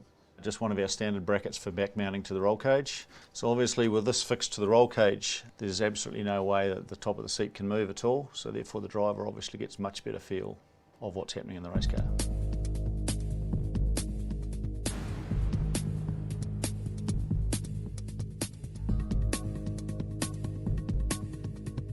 And as you saw in the crash footage, the seat that had the shoulder fixing, the brackets are virtually untouched. The brackets that were on the seat when there was no back fixing at the shoulder level are really deformed. That's what happens with the load going down to the side brackets only. So the 3 points of difference that a Racetech back-mounted seat has is firstly that it gives the driver a much better chance in an accident because the seat's so much stronger and better supported to the chassis. The second one, and it's a comment we get from a lot of drivers around the world, is that it gives them better feel of the race car, so hence they can drive faster for longer. And the third one is engineers have been telling us that they actually believe they're getting better structural integrity of the car because the seat is such a strong part of the car and three-way fixed. Our two main ranges of seats that follow this philosophy is our 119 and 129 range of seats. The 129 range of seats meets the latest FIA standard and obviously incorporates these same philosophies of back fixing at the shoulder. Here at Racetech, we want drivers to win races and get home safe.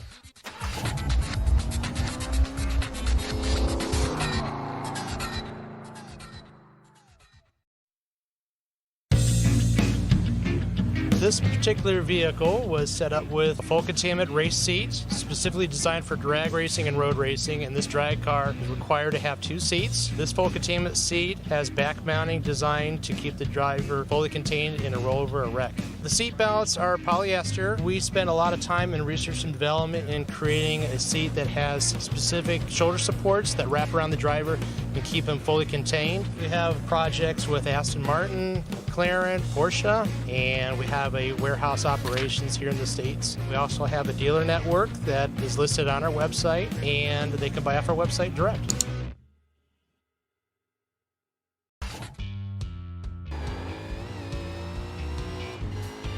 Okay, welcome back everybody. Hope you enjoyed our little ad break. Obviously Racetech are our principal sponsors and we're just trying to bring to you a few of the things that they do.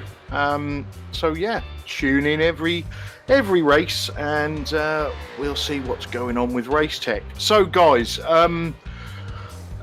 in the race, we've got Rich Warmingham almost 8 seconds in the lead. Tony Klusterman has just passed Steve LaValle. So a little bit about this series. So running alongside our main Racetech series, we've got this endurance series. Races will be once a month. From obviously January through to November with a race break in June. So there will be 10 rounds in total, lasting, let's say, all the way through to November. All of them are 2-hour races. We've got some fantastic tracks coming up. And just for everybody that hates Daytona this way round, we actually finished Daytona night. So all these drivers that are out here today should be absolutely awesome when we go back there at night.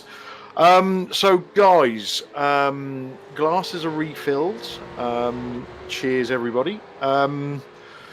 What are we expecting in this stint, Pete? Do you expect people just to sit, wait, and then go for broke on the last stint, or are you expecting something different? I think it depends where you are on the track. So we've seen the beginning of this stint, 2 of the leaders, Greg Carr, Michael Taljancic, both decide to make very strange shapes of the front of their cars with the tyres at turn 3, which has meant that Tony now is within spitting distance of the leader. I know you're saying 8 seconds, but I expect that to come down quite significantly. He says it's just gone up by nearly a second. Rich Warmingham is a good driver, though. He is. He's about to come up on some traffic, which is why I made that statement. Well, that might help him. True enough, yeah. But I think Tony's now not got time on his hands. 8 seconds around this place is a lot to make up. So if Rich was in the toe of those cars he's just passed, then, I mean, one of them was Gary Croft, who he was racing on the same lap with not that long ago. That shows you how this can change quite significantly. So Tony Klusterman, I think he's going to get the bit between his teeth and get on with it. He's not going to be holding back at all. chances are, I think everybody's going to end up with a fourth pit stop here. Sorry, a third pit stop here. Without doubt, lap 51. Yeah. Steve Lavalle's going to do his best to keep with Tony, even though he can and has proven he can turn laps faster than Tony. Marco Namela, he's out on his own in the middle of nowhere, so he's hoping for the best, really, isn't he? Richard Allsop's kind of. if I was him, my race is over because I've already done brilliantly. So I don't know what to do with Richard in terms of his opinion on racing at the minute. Tyler's got his rearview mirror full of Jamie Wilson still. I mean, that's got to be annoying, right? To be racing the entire race with Jamie Wilson parked in your rearview mirror. So they're going to struggle to get up any further than they are because they're such a distance behind now. It's going to take accidents and incidents to bring them back to the front. And in fact, Jamie Wilson's just done a number on Tyler coming out of the bus stop. So I think everybody's going to have their own individual agenda at this point, and it's the slow guys who are trying to make the best of a bad job. It's the guys in the middle who don't really know what to do, and probably hold station is going to get them the most points and hope that somebody in front of them crashes. And then there's the guys at the front, which is either get away or catch up and gun it for the rest of it, because there's not a lot of time left now, really, is there? I don't really disagree with any of that. Apart from I can't see Tony catching Rich Warmingham unless Rich makes a mistake. If I was in Steve Lavalle's shoes, I would sit behind Tony and then have a go at doing him on the last part of the last lap. I don't think Marco is safe in fourth. I think Richard could catch and pass him. And that could turn into a bit of a ding-dong battle throughout the rest of the race. Even though they're teammates. Then you've got the Jamie and Tyler thing, which is just going to go on till the end and then probably through the night and into the morning. And then everybody seems to be spread out after that. So, it's...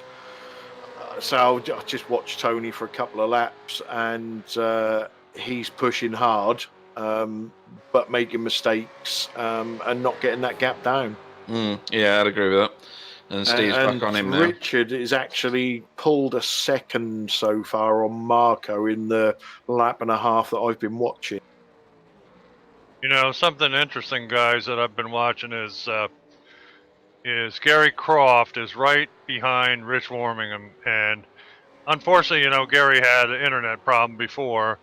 He's 4 laps down, but he's been pacing Rich Warmingham for many, many laps, and I really wonder if he's trying to rattle him or whether he's trying to find, you know, Gary's a really analytical guy, and I just really wonder if he's trying to find out a little more about, you know, how this car reacts and all that kind of stuff. So it's hard to tell exactly what he's doing. I mean, just fell back a little bit, but he's been really pressing pretty good against the fastest guy out there. Oh, Gary will be taking pictures in every corner, see how far. Yeah, exactly. That's what I'm saying. Things like that. Yeah, that's what I'm saying. It's very something analytical. Something else I didn't realise is Marco and Richard are actually teammates. So although Richard has caught him, I don't know how hard they're going to fight each other. Yeah, that was my point when you were busy soaking yourself in your own opinion. There's my opinion, no opinion. Oh, that was funny, Pete. I know. Oh, good. Well, I'm going to tell you, I mean, this is self-serving, but I really enjoy this endurance type series. I think this is the cat's meow. Anybody that isn't in this is missing something, in my opinion. This is great. I enjoy the endurance races. I even enjoyed them when me and Clyde used to be racing Dalaras. I like the endurance format. It gives me a chance to crash and get back in it, which is a very distinct criteria of my racing. But no, it adds a new level to me. Definitely. It's sprint racing's the same. You get people who are very good at it, and people who are very good at endurance races. And And the standard feature races that we run in the Racetech Cup are a different thing again. So, I mean, this league is giving us many different ways to see the brilliance in these drivers. Well, I think this is a novel idea. Like you said, it covers the whole spectrum of road racing with these two series, and I think it's great. Yeah, have a crack. By the way, is having a crack at the way right. Oh, and I think he just nudged the wall in his attempt to avoid Tony and Steve. Is it Tony and Steve still? Yes. Who are busy passing. So that gap at the front, guys, is not really coming down. Right, so that'll be No, quite it's interesting then. So you think that Rich Warmingham's got the pace to keep away from Tony? Indeed, I do. Okay. Rich Warmingham, well, we've been saying it for a few seasons. He's just, I don't know, he's just got better and better and better. I'd agree with that entirely. I expect to see him winning races in the main series this season, if I'm honest. Okay, Richard Alsop has just passed Marco Numella.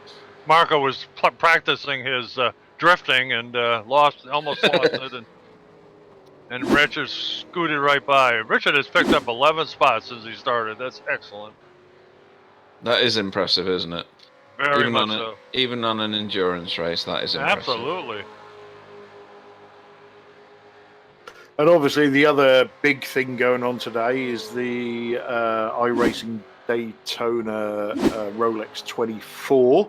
So just want to say to any of our regular drivers that are in it, was in it, planning to be in it, hope you had a good race, hope you're having a good race, or I hope you're going to have a good race. I know one driver that hasn't had a good race because he's already been moaning all over Facebook about it. And that's Bobby Childs, who apparently the driver behind him pushed the punt to pass button. I don't know whether their race is over or whether they are just multiple laps down and still going round. But I know there's a few guys doing it, so good luck everybody. It's a hell of a feat when you get it done, but also very, very frustrating when you put in hours and hours of practice and get punted off on the first lap. Just to interrupt, Tony Klusman made a right mess of the bus stop. How he's not got a time delay, I'm not sure, but he straight lined the first part of the bus stop. I don't know whether we're getting that on the cameras. He's lost about 2.5 seconds there. Right. Yeah, he locked the brakes up, didn't he, on the way in? Right. Yeah, I just saw it in the background. He went gardening, so the verge has been trimmed just there. And I think that just made my mind up on what Steve LaValle is going to do, although he's now going to change my mind by having a go. Yeah.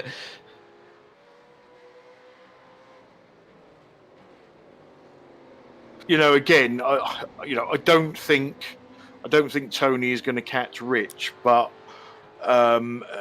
if Steve wanted to play the good teammate, if Tony was catching Rich, then Steve just needs to start racing him. And as soon as they go side by side for a couple of corners, that's Tony's time lock. Well, you lose a second, don't you? It's dead simple. Every time he can put his car on the nearest to the apex, he's going to force Tony to lose a second. But that one was Tony losing himself a second. Yeah, Andrew Hoffman from Have a Quack Racing is in the pits again. So he is going to be 5 laps short at the end. So he is going to have to do a quick splash and dash. Anybody got a picture of a duck? I might have.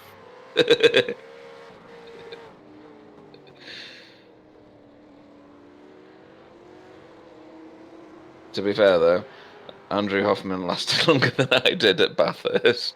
So Yarrick has just posted in the chat that his Oculus disconnected. So that was the end of him. I'm sorry, who was that? Yarrick.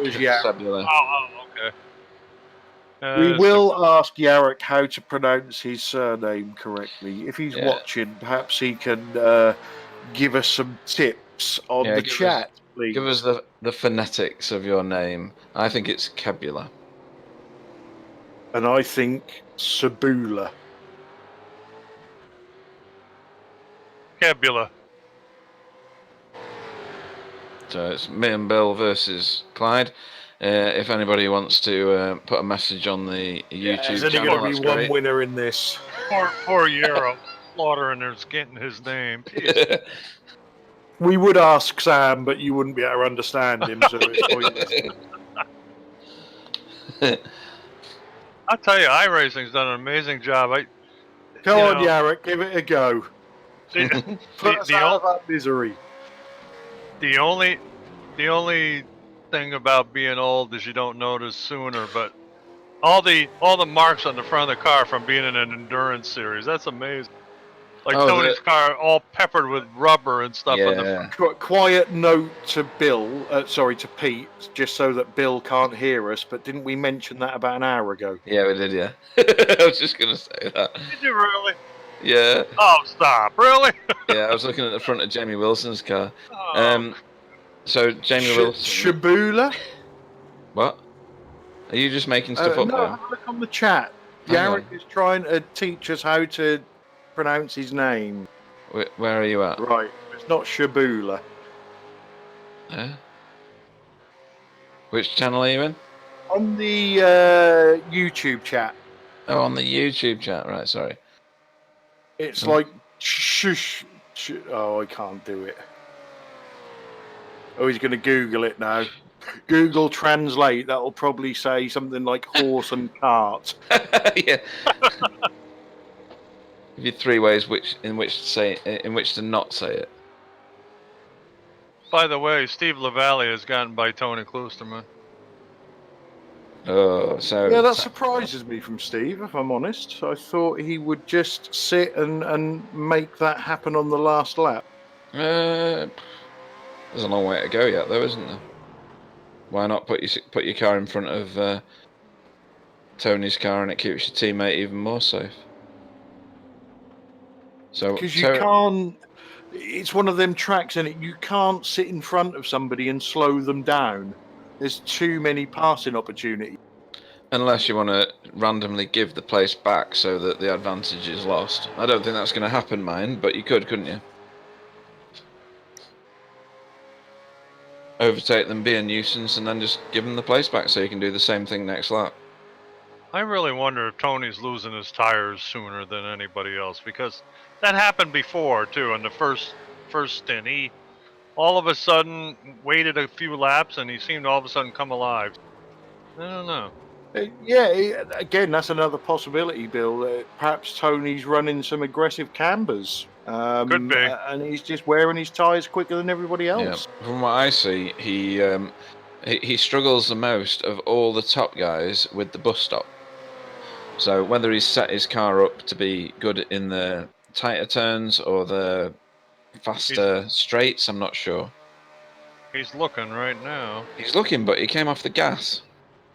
You know, he's probably not going to do anything stupid either. Unlike you and me, Pete, he'll probably stay on track. So Absolutely. Like this name thing is getting really confusing now. It's like I don't know, tush. What? I would say it would be more like Chebula, but That's what I was saying. Shibu. You didn't say that, you lying bitch. Make it go along. So, Sam, for the base, for the Jamie benefit. Wilson's just gone wide. And Tyler Newitt has gone past him. There's a shock. I think they're like joined at the hip or something. For the benefit of the viewers, seeing the graphic quality of what iRacing have done, if you can show the front of Jamie Wilson's car, you'll see all the front of his car is grey. Yeah, it's brilliant, isn't it? It makes that realism of the simulator even better. you ask it, you got it. Thank you very much, Sam. So, Sam, are you saying Chabula or Chabula?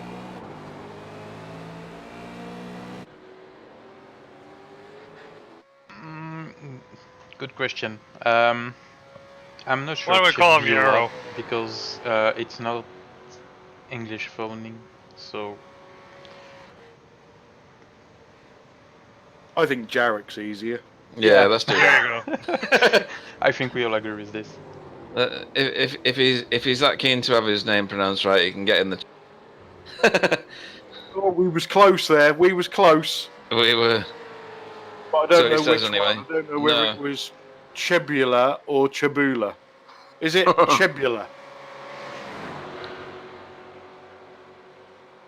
Yeah, I agree. Jarek's better. Okay, looks like Mr. So, Wilson's coming in the pits. Yeah, Jamie's in the pits. Now, to me, that Huh? is... Well, no, it's not early. You get away with that.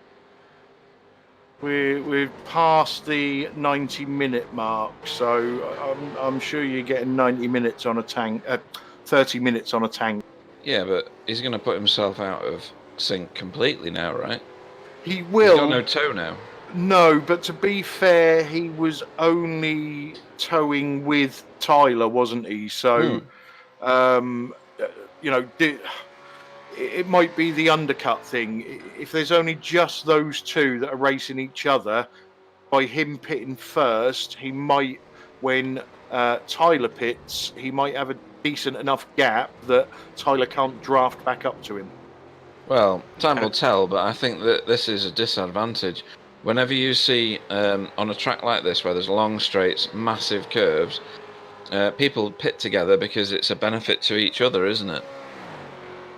Yeah, but what I'm getting at is if they was chasing somebody down together, then fair enough, pit together, but they're not. They're just chasing, they're Tony racing Clouston is each in. other. So I think Jamie is trying something to get away from Tyler. Right. Tony Kluseman is ducked in early from the leaders. Because I think otherwise it would just be whoever was in second place of their battle on the last lap would win their battle. Right. So, to Bill's point, Tony's also pitted without Rich Warmingham or Steve Lavallee pitting with him. He may be trying to change things up a little bit. Yeah, I think Tony. I think Tony knows that unless Rich makes a mistake, he's not getting anywhere near him. Right. And again, Tony might be doing trying the undercut pit stop to get a gap from Steve, because Yeah, otherwise Steve could just sit Tony's behind back him. out. Tyler answered the call from Wilson and is now in the pits. Yep. And as is Wayne Anderson. So there's a bit of a break in tradition here. Everybody's pitting at different times. Right. Well, I've just got some hot breaking news off the chat. Go on. It's actually Jarek Onion.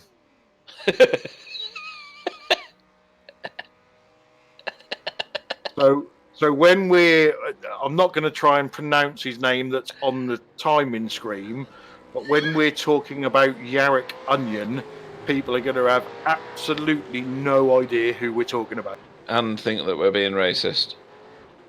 Yes. So Tyler Newitt has come out behind Jamie Wilson. Lavallee's I in. wasn't right again, was I? Steve Lavallee's in again. What? Oh, and there's an Steve over Lavallee. 2-second gap. There is an over 2 second gap. So However, anybody... I don't think that gap is big enough. I think Tyler no. will draft up to him. Yeah. But it'll be interesting to see if the same thing happens with Tony and Steve. So for anybody watching, if Clyde is right, this is not the last time you're going to hear about this for the next 10 years. Just to point that out. It's going to get tiresome, boring and annoying. Really? Come on. As you know, Pete, I was born a master tactician. Oh, really? Do you want to regale people with the M5 Daytona Road Endurance race from about 3 years ago? That was a plan to make us look bad. Rich Warmingham's back underway. Oh, and look at the gap between Tony Oh, look at and that. Steve. Tony. Wow. Anthony big lock Pretty- at turn 1. Oh, And again. He's pushing hard to get Rich. Yeah, he well, is, he sees actually. him. You can actually see Rich right now. Yeah, and he's just seen Rich put Ole Christian between the two of them.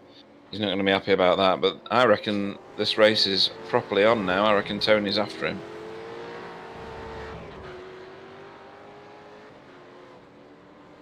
Yeah, let's pop on board with Tony a little bit. What position is Richard Allsop actually in? Where's the timing screen? He's 4th at the moment. Right. Where 'cause, did that gap that Rich Warmingham had go? that's a good point. Let me go back in time. He's lost 6 seconds somewhere. Yes, I'll find out. Leave it with me. Possibly dodgy pit stop. I don't know, it seemed like he was in there for a while, actually. Overfueled.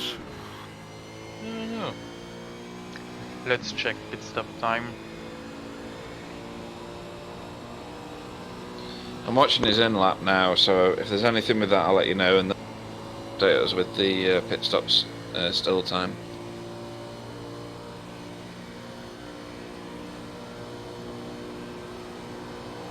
So, Wilson was the fastest in pits with 29.5. Tony did almost 2 seconds faster pit stop than Rich with 30.6 and 32.2 for Rich. 2 seconds. Yep. Mm. No, you have 2 seconds there, plus the new tires and maybe the pit entry a bit faster for Tony. Yeah, I reckon Tony's probably gone bare minimum on fuel. He's actually just set his fastest lap as well on that last lap. Yep, 143 and a half. Richard's entry to pit lane didn't seem clunky at all to me. It looked really good. Obviously Tony's likely to have done a better entry to pit lane, but there was nothing wrong with Rich. Yeah, it looks like I think obviously Tony's probably took a couple of gallons out, maybe. Rich has filled it all the way, maybe. That'll give you your 2 seconds on the actual stop, but it must have just been in lap stroke out lap. Yep. Unless Rich has had a big lock up on his out lap or something. I don't know, and that was with Tony cooking his tyres on turn 1 and turn 3. Because he locked up in both of those corners. So we've got a little over 20 minutes to go. To be fair, the gap isn't really moving at the moment. Yeah, it's about 2 sitting seconds. between 2 and 2.5 seconds. Yeah. So I think on the plus side for Rich, although he has lost all that time, I do believe he's out of the tow and actually gained 4 tenths on Tony that last lap. Correct. And Steve LaValle was at a terrible stop too. He's down like 10 seconds from the leader.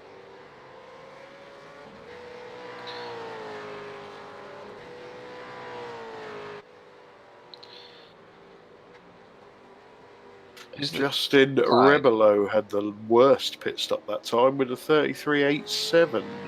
Clyde, is your in lap the very long time, or is that your out? It depends where your bloody pit stall is. Yeah, but for the leaders, it'll be your. Well, not so much the leaders, but the ones that qualified up the front. Yeah, that's what I They mean. will cross the start-finish line whilst they're going through the pits. Yeah, so their out lap will be the long time, right? Because they'll spend part of that. That'll be their boxed. So, Tony gained 3 seconds on the out lap. Yeah, so there's 5 of the 6 just there, pretty much. Sorry, but Richard's now stretched that to over 3 seconds. Yes, he has.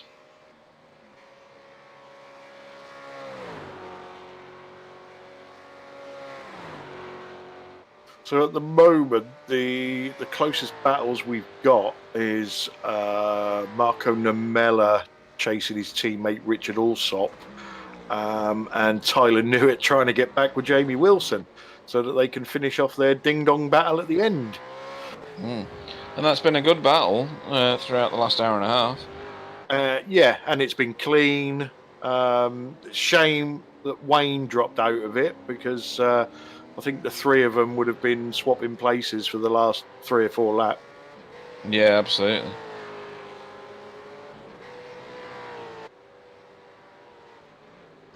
Rich is really pulling away from Tony.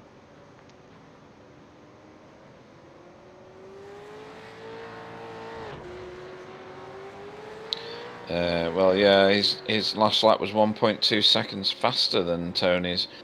You've got to wonder though, is that going to come back when the tyre wear kicks in? Oh, I'm not sure. I don't. That extra second that Tony gained, or extra 2 seconds, maybe because Tony pitted early, got the benefit of the new tyres. Then Rich pitted, got the benefit of the new tyres, stretched it out again, and now the tyres have equalised. Yeah, true.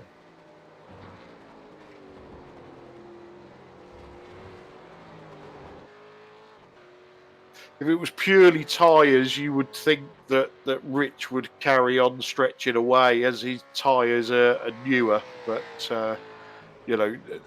we've said before, Tony is a class driver, and he won't have given this up yet. No, without a doubt. Tony's talent extends beyond just the normal racing.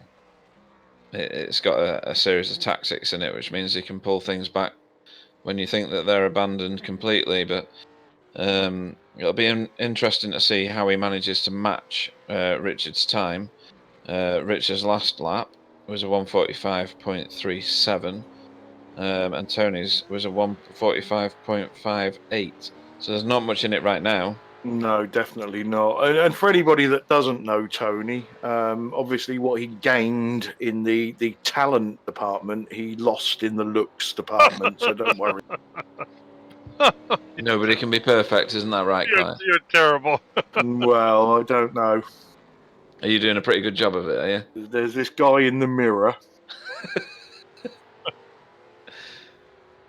Yeah, Tony's credo is never quit So racing. Have a Quack have retired. Breaking news: Have a Quack have retired. Oh. I wonder why he's done that then, because, well, he took damage on a previous lap, so maybe he was struggling, but it's a shame to see him leave. And just obviously for our viewers, I know it seems like we are constantly taking the proverbial out of Andrew and his team, but there is a very, very good rivalry between ourselves, Vulcan Esports, and Have a Crack Racing. So I'm sure Andrew will be getting his own back, and Vernon, and David as well, at some point. So it's all done in good faith. Yeah, they're good lads, even though we pick on them.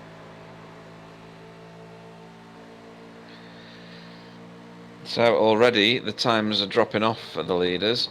So yeah, and Rich... Tyler's back with Jamie. So Rich is doing a 1:46.1, and Tony's doing a 1:46.1. Oh, and Mr. Onion will be coming for an interview after the race. Excellent. So we can get it from the horse's mouth.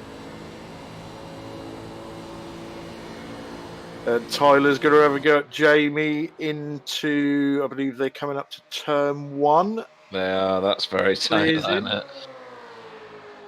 I think Jamie just tucked in behind. Yeah. Very good sense of patience there from Jamie. I think these two must be sick of the sight of each other. Aren't there any other cars in the race? Yeah, I mean, It's been clean, hasn't it? Been excellent. Yeah. Very good. Like I said about Jamie before, I'm not sure what his iRacing background is. I've personally never seen him in the old V8, but racing him last week, close quarters racing. He was a gentleman right up to the point when he ran out of fuel and we all went past him. And just to point, oh how the mighty have fallen. Gary Croft, who was leading this race, is now 13th. And that's just after bumping into the wall alongside Michael Taliancic, who has retired earlier in the race. Right, quick note for the viewers. Obviously, Pete is knitting with one needle because Gary Croft missed the start and started 3 laps sugar. down. Well, so I have no idea when Pete see him in the lead. Yeah. So this is Team GC. So somebody else can explain that. The person I'm supposed to be talking about is actually pitted at the minute. Sorry, that's Greg Carr.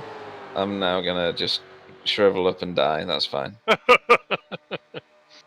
I can't remember who it was, but somebody said something to me last week or the week before about Pete being a natural at broadcasting. I'm sure they will get back to me this weekend and correct their error. Eating their words. And Tyler has gone wide, and Jamie got by him. I think Jimmy pushed a little bit Tyler in.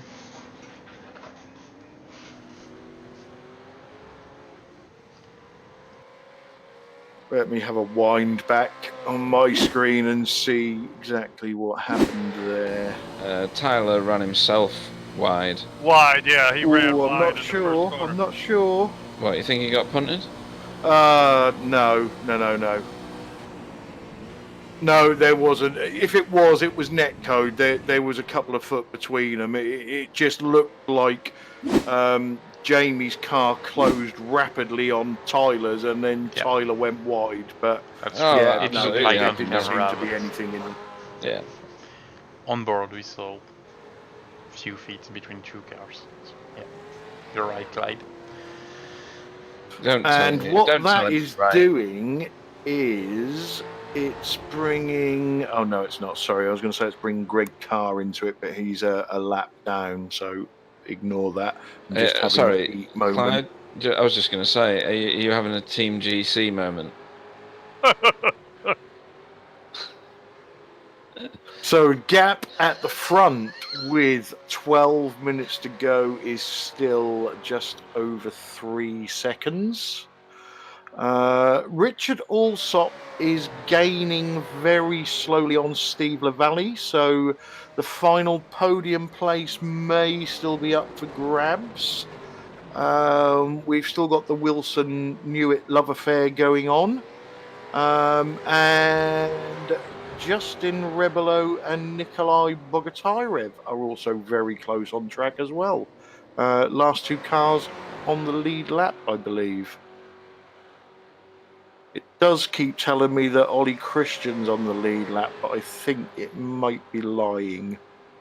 Yeah, I think he's a lap down. Or if he's not, he will be very soon. I like Richard Alsop's chrome, what should I say, chrome adhesion on his windows. I think that's pretty cool. We were talking about this before the race started. Oh, God. Oh, okay. I missed that one too, huh? Great. No, this is well before you even joined the chat, Bill. Thank you, Pete. Jeez. And I was trying to figure out from Clyde, who obviously had no useful information as to whether that was intentional or not. What is interesting is, unfortunately, Rich Warmingham is proving exactly what Clyde said and is pulling away from Tony because his last lap was 0.4 of a second faster.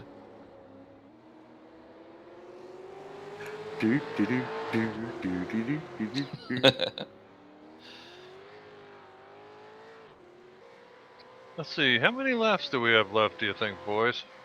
I reckon about 8. Oh, coming down to it, huh? Okay. Oh, yeah. Yeah, we had a prediction from Tony of 67 to 68 laps. Okay, so we're looking at 67 or 8. Okay. Sounds good.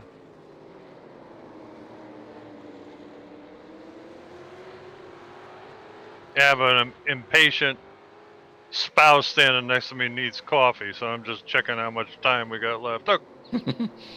Yeah, we got about 10 minutes of racing left. 10 minutes, okay. Hello, Mother. And on that lap, Tony was ever so slightly faster than Rich Warmingham by 0.1 of a second, so that's not really going to do it.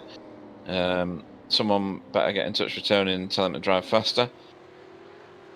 Steve LaValle slower than both of them, but still in a reasonably safe third place, with Richard Alsop driving around about the same pace as Steve.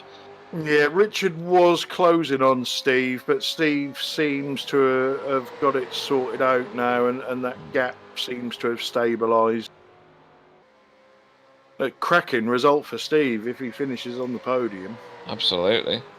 And Richard Alsop, who's going to finish one step down from the podium, because that's, I mean, how many places has he made up now? 12. Yeah, he's gone up 12. He That's started epic, isn't it? 16th. Again, you know, I don't really know much about Richard. He's only just joined the series, so we don't really know what sort of a level of driver he is. But as Pete was saying earlier, you know, we have every single type of racing on here in the two series, barring ovals. Well, apart from half an oval tonight. So we'll soon find out what sort of a driver Richard is. If you go back to the Tyler Newitt, Jamie Wilson battle, I think they've just put a number on Greg Carr, who is obviously laps down. Yeah, Greg was. I'm not sure whether they've just gone past him or whether Greg has closed up on him because they've passed him. Sorry, I was watching it. Right.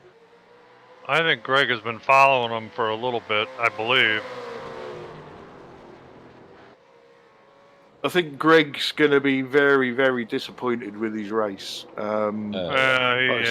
really took to this car, and he was up the front, and one mistake has led to another, and you know his podium finish is turned into a 12th place finish. He's actually on a lap all on his own. Yeah, very isolated now, unfortunately. And the two cars in front of him are at it like cat and dog at the moment. Greg will be looking forward to coming back for the night version of this race, no doubt. Yeah, without a doubt.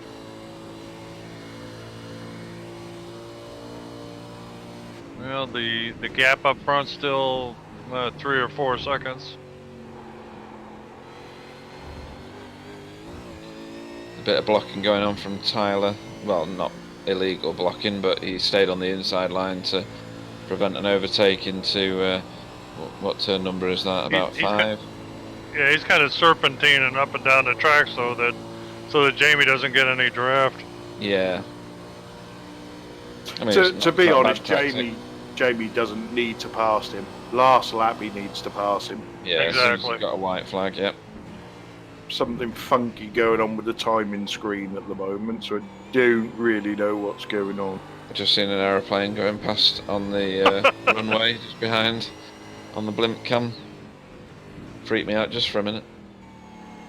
Thought I was in Microsoft Flight Simulator for a moment.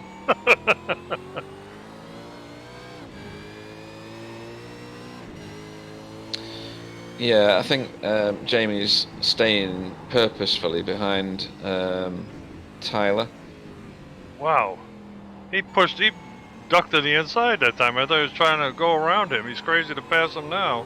Yeah. Well, you've got a couple of options, really, haven't you? You either sit there till the last lap and then make that pass going round the oval, or I don't know. Perhaps Jamie is just poking his nose in places, see if he can, see if Tyler's driving in the mirror, maybe force Tyler into a half spin that gets him a 2 or 3 second advantage, knowing that he can't come back from it. I don't know.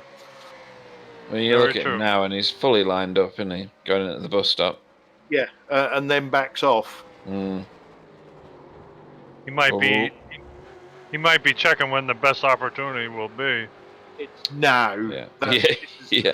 Last lap, go time now.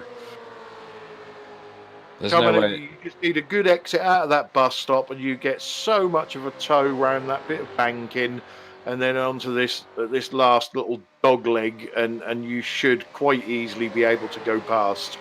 Although it'll be interesting to see if Tyler does some weaving to try and stop it. I just hope it doesn't end in tears between these two because they've had such a great race. It's been magnificent between these guys. So last lap there was half a second gained by Tony over Rich Warmingham. I don't think that's going to be anywhere near enough. He's going to have to take still over 3 seconds, isn't it? Yeah, he's going to have to take massive chunks of time out of him over the next few laps in order to get the win in this one. I think we're looking at last lap moves by Jamie Wilson on Tyler Newitt and maybe Nikolai Bogotyrev on Justin Rebelo. Yep, I'd agree with that. The gaps to the next person in the list are too great now, I think. Yeah, without somebody making a mistake. Yeah.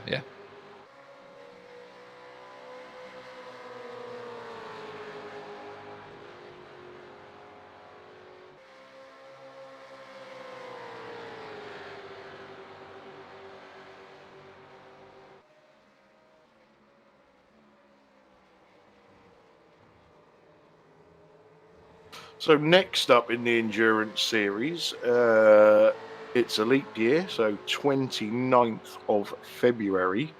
We will be going to Spa. Now, I know for a fact that Tony Kloosterman hates that track. Yeah, he does. Why would you hate Spa? I have no idea, but I did threaten once to have a full series of Spa every race. I think Tony was going to quit. Spa's the one with the is it Eau Rouge? Yep. Yeah. I have to say, I'm not the biggest fan, to be honest. The amount of times I've crashed at the top of Eau Rouge. Yeah, you got some corner names to learn for that one. Yeah. What? Blanchemont? Yeah. As long as you don't have turn 1, 2, 3, 4, 5. Sam should be able to help us with those names. Yeah, I'm pretty sure I can help you guys. Do you live at the track? Blanchemont, yeah. Yeah.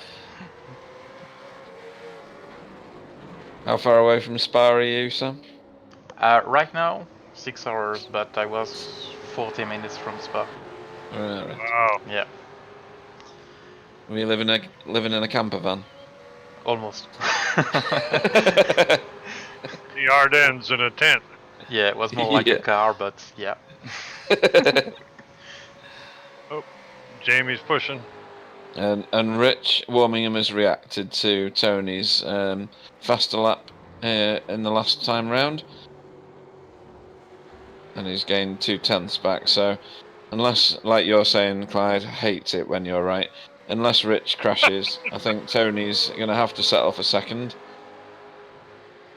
Steve And to be fair, I think with Tony's spin on lap 1 or lap 2, whatever it was, I think he'll be, or I would be over the moon with second place. I think he'll be annoyed that he spun. He's made a really good recovery. Look at this. Wow. So close to a little nudge there. I'm guessing you're talking about Jamie. Oh my goodness. Yeah, it's just one of them battles I can't keep my eyes off at the moment. It's brilliant. And you know what's amazing? It's been all race long. That's pretty incredible. And Greg, Team GC, is keeping well clear of it at the minute, isn't he? Yeah. Chances are he could pass these two quite easily, but I think he's learning a lot, watching too. True.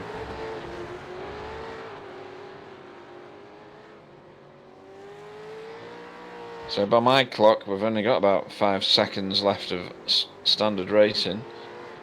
Yeah, I'm sure Sam will let us know when it's white flag time. 2 minutes left, guys. You forgot the 2 minutes grid. Oh, there is, yes. Okay. Yeah, as always.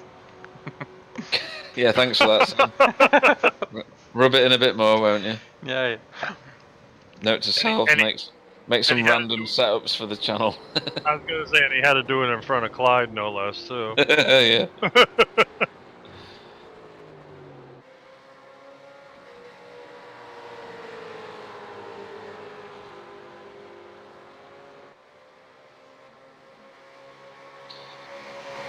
So the closest two cars on track really are still Jamie and Tyler. Yeah, I don't think the Bogatira Rebelo battle is finished yet. I think Nikolai's being quite clever and just sitting behind waiting for that last lap. I don't know, there's about 10 car lengths between the two of them at the moment. 7/10 of a second.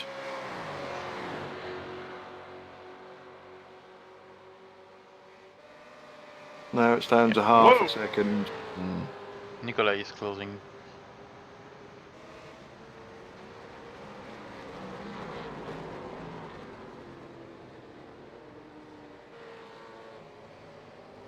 He's going to have to get his freak on in order to catch him though, isn't he? Chances It's are he's going to have 2 3/10. laps. Yeah, the gap is up and down, but he's well in draft area.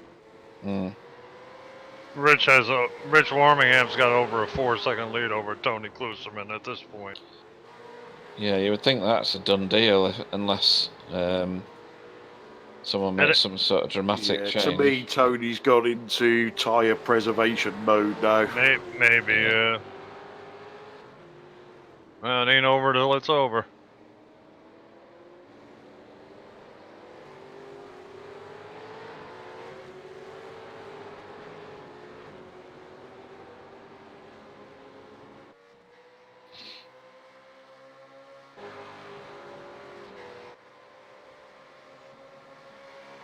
So the leader's about to start.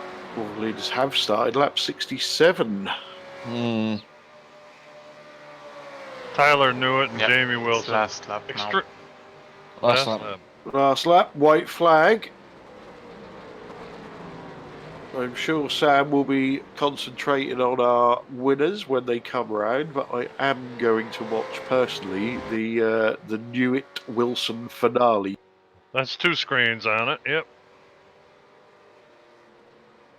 Come on, Jamie, don't lose them. Whoa! Uh-oh! What have you got? Tyler went a little wide. They're side by side. Yeah. Yep. It's too early Fell for back Jamie in. to make that move. Yeah, he's got to do it at the back end of the It's lap. got to be coming out of that bus stop, otherwise he'll lose it again. He's So we've staying got- with them really nicely, though. Rich Warmingham in and out of the bus stop. Well deserved. Right, And then crossing the line now. let me on it. Tony in second, Steve Lavallee in third, Richard Allsop, big round of applause. And then we're looking at Marco Numella. Don't do And it. here we Jamie, go. Don't do it. So I thought he was going to have a go coming into the bus stop. He's which is letting the- him no, go he's- here. No, he's I doing think- it right. I think he's trying to get a concentrating better on his run out of there. Yeah, well done, Rich. Although I think Well, that's he not a good may have drive just out. cocked it up. Yeah. Uh-oh. He's falling back a little bit. Wonder if he's out of gas. Yeah, he's losing Yeah, time. It He's looks like it, dropping doesn't it? massively. You had to be close. I think Again. he's run out of gas. Oh, that was good racing. Ah, That's so unfortunate. that's terrible. So Tyler Newitt, 6th. 2 Ah. weeks on the trot. Greg Carr turning the lap in 12th. Wayne Sanderson in 8th. Oh no, that'd be 7th, won't it, of course? And Yeah, Jamie Wayne's Wilson in 7th. wanting to Jamie's push still not crossed the line. Oh, He has Jamie. now. 8th place. And here we set the stage. Oh, and Yeah. look at this. Nikolai Bogatyrov has just about Yeah, I thought he would. beaten Justin Ravello. So Justin out of fuel. Nikolai has capitalised on that, so that's a good 9th place for Nikolai. So that is all of our remaining cars over the line. So a quick rundown. So our winner is Rich Warmingham. Second step on the podium, Tony Klusterman. And final step on the podium, Steve Lavallee. Richard Allsop up 12 places. Biggest mover in 4th. Marco Numella in 5th. Tyler Newitt 6th. Wayne Sanderson 7th, Jamie out of fuel again, Wilson in 8th.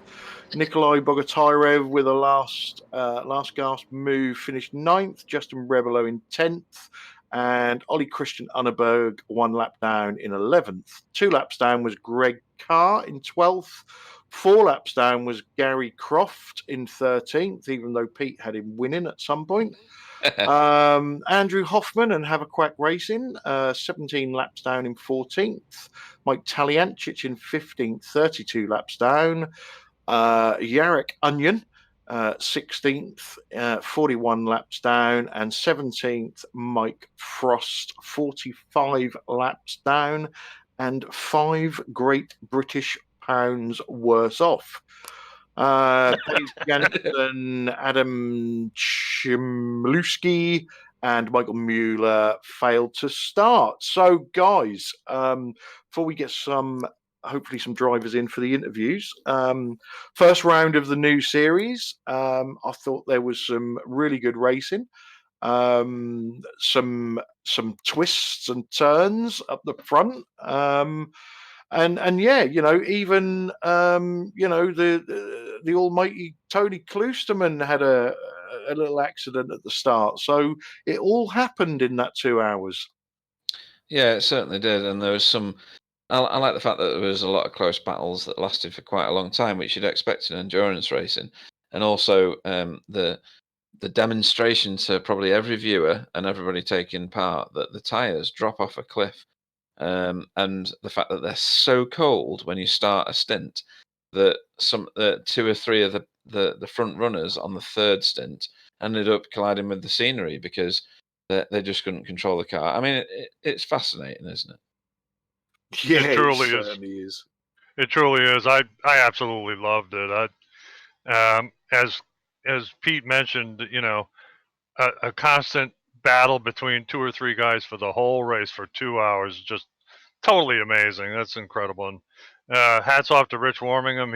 He pretty much had things in control today. He ran a wonderful race. Rich had a really good strategy, but Right, guys. So let's get the interviews going. We haven't got our first place driver in the booth at the moment, so let's get in second place Tony Kloosterman, and we'll let Pete loose on him.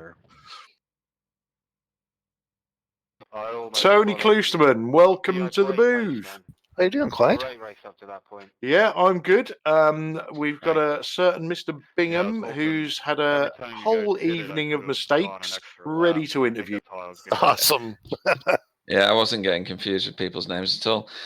So Tony, the beginning of your race seemed really good, and then you had a spin, didn't you, out of turn 3? Is it? Yeah, I had a spin there, and that put me behind about, I don't know, 10, 12 seconds or so, and just had to work at it to try and whittle that down. So I think in the end, I got to within about 3 seconds, and I had to start saving a little bit of fuel. Ended up running out right at the line. Yeah, and you had some very close racing with Mr. Taliancic, who didn't end up finishing the race because he had a rather close encounter with some rubber tyre walls. Were you choosing a strategy at that point, or had your original strategy gone out the window by then? No, I was when I was with Michael there, we were kind of fuel saving off each other for a bit. So it wasn't really racing per se. It was more trying to save a little bit of fuel in each stint. Right, and at the end, you could probably obviously see Rich Warmingham keeping a steady 3 to 4 seconds in front of you. Did you find that there was no way into that 3 to 4 seconds, or were you happy, given the fact that you'd already spun, that second place was an absolutely brilliant result anyway? Well, second place was a bit of a gift, and I couldn't make any headway on him. I tried, and I was hoping that maybe his tires would go away, but they didn't, and I was just using too much fuel, so ended up having to shut it down pretty much with about 4 laps to go, and just save enough to finish. And have you done this many laps in this car already? So were you already aware of like how frequently you'd have to pit and how much of a drop off those tires were, etc.? We had a pretty good idea on drop off based on testing, and I was pretty sure it was going to either be a 67 or 68 lap race, depending on what the pace was. And about halfway through, I figured out it was going to be 67 laps. So I was comfortable. A couple of 17 lap stints, a 16 and a 17 to finish it off. So it was good. And Team GC, who they will be forever known as now. Obviously, Greg Carr, who I mistakenly placed at the front of the race, even though it wasn't.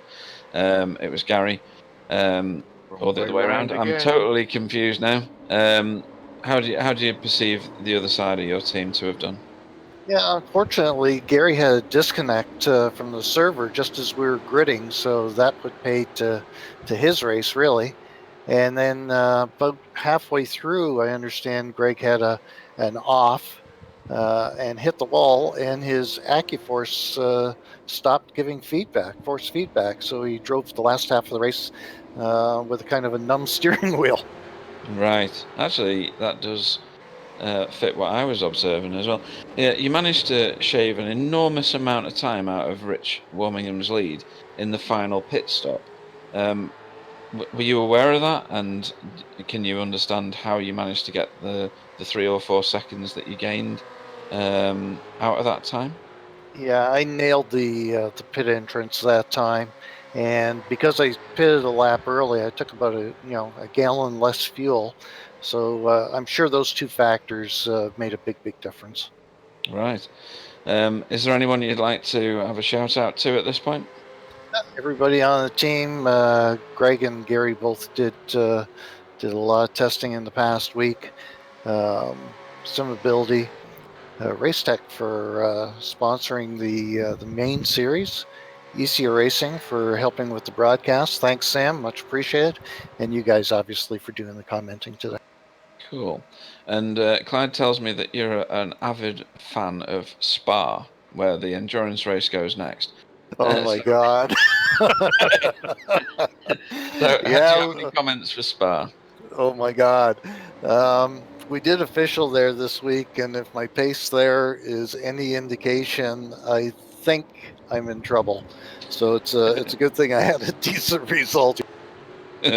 So, note to all the viewers: I'll be taking part in Spa because sounds like I might already have a position 1, but then Maybe, again, you yeah. never know.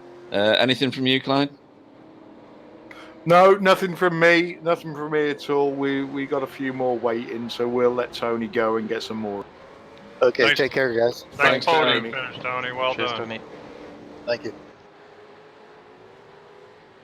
Who have we got next, Clyde? Okay, guys. So next up, we've got Marco Numella. He's got his mic muted. There you go. So, Marco, welcome to the booth. Thanks. I'm not really sure what sort of a race you had, to be honest. Obviously, must be happy with 5th place in the end. But beaten by your teammate, does that take the edge off of your 5th place? Nah, I should have won. I just broke the car on the collision with the wall. So that was it. Yeah, we see that. Obviously, at the start, the 4 of you sort of run away with it, and we're having a really good battle. And then you and Greg both made the same mistake in the International Horseshoe. Was it just down to cold tires or lack of concentration, or what? I don't know. Probably something, a little bit of both. So So after that, it was a bit of a recovery drive. Like I say, your teammate Richard Alsop, biggest mover in the race, up 12 places. So he had a steady race. And then, did you run out of fuel at the end? Did I see you pit right near the end? no, I didn't. I thought I had too little fuel, so I started really saving fuel on the end, but I had 1 lap extra. Brilliant. Okay. So how do you find the endurance racing in the V8 compared with what we usually do? It's fun. The fuel saving and all the tactical side of it, like cold tires and really fast new tires. So yeah, it's fun. Excellent. So next up, February the 29th, we're at Spa. Is that a track that you know well, or a track that you expect to do well at in an endurance race? My goal is to finish all the races, so that's what I'm aiming. And to be honest, mate, I don't think that's a bad plan. So before we let you go, is there anybody you'd like to thank? Yeah, Richard, helping with the setup and yeah, shout out to the team doing the Daytona 24. So yeah, and thanks to you guys. Excellent. Well, thanks for joining us in the booth, Marco. We'll let you go and we'll grab the next person. See Okay, you next see ya. time. Okay, guys, we have a choice of Greg Carr or Mr. Onion. Mr. Onion, he's been waiting for a while. Excellent. Shall we leave Mr. Onion to Bill? No, Yeah. no, no, no, no. Have I got Mr. Onion?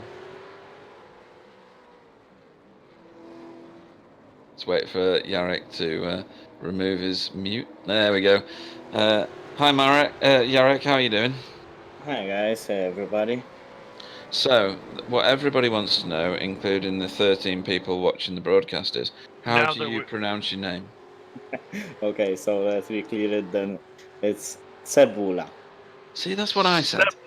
Okay. Yeah, It's just not. just that first letter. You either pronounce it as Cebula or Kebula. It's just that first letter is we pronounce it different. We pronounce it as Cebula. Right, okay. Excellent. So, you had quite a productive race at the beginning. Do you want to talk us through it? Yes, the quali went quite okay. P7 was not too bad for me. Then I had a great start. Actually, better than I even expected because that was my weakness normally. So done a pretty good first lap, but then got hit by somebody from behind, spun around, and then actually it went all bad after that. I didn't have the right speed to catch up with the guys. And also, I think I did some mistake with my setup, setting too high wing, and I couldn't catch the guys in front of me in the draft, while the guys behind were catching me like crazy. And at the end, my Oculus decided to disconnect, so that was my early race finish. So it went from bad to worse. Yeah, Clyde updated us to your Yeah. your technical issues with the Oculus, That's okay. and that is disappointing from anybody because that's beyond your control. Yeah, but it's still okay. Like I would be more disappointed if I would be running like second or third or first. Then Yeah, yeah, that would be absolutely. very disappointing. Throw Otherwise, more away. Yeah. yeah. So Otherwise, it's still alright. so will we see you at Spa on the 29th? I hope so. I hope so. Well, it's not my favorite track so far, but I hope I will. I will make it. We But it need won't to be race easy. Spa because Yeah, nobody we do. likes it. Yeah, we might get a finish. Hey, get in. Yes, Yeah. exactly. Maybe just my target will be just to finish. Hopefully, that will gonna give me some good position at the end. Yeah, totally. So, Yarek, Yeah. anybody you'd like to thank? I actually like to thank you guys for organizing this series. It's just great fun altogether and great drivers here as well. So yeah, basically, I just want to thank you guys because I know that cost you a lot of time and you give us a lot of entertainment. Just keep us happy, Yeah, cheers for that. And it's all true, isn't it, Clive? We are brilliant. Oh, without a doubt, yes. Without a doubt, Oh, yes, we yes. are brilliant, yeah. Right then. So thanks for explaining how you say your name, Yarrick. And we'll see you next time out. Yeah. See you next time. Thanks a lot. Cheers, Eric. Take care. Cheers. Bye bye.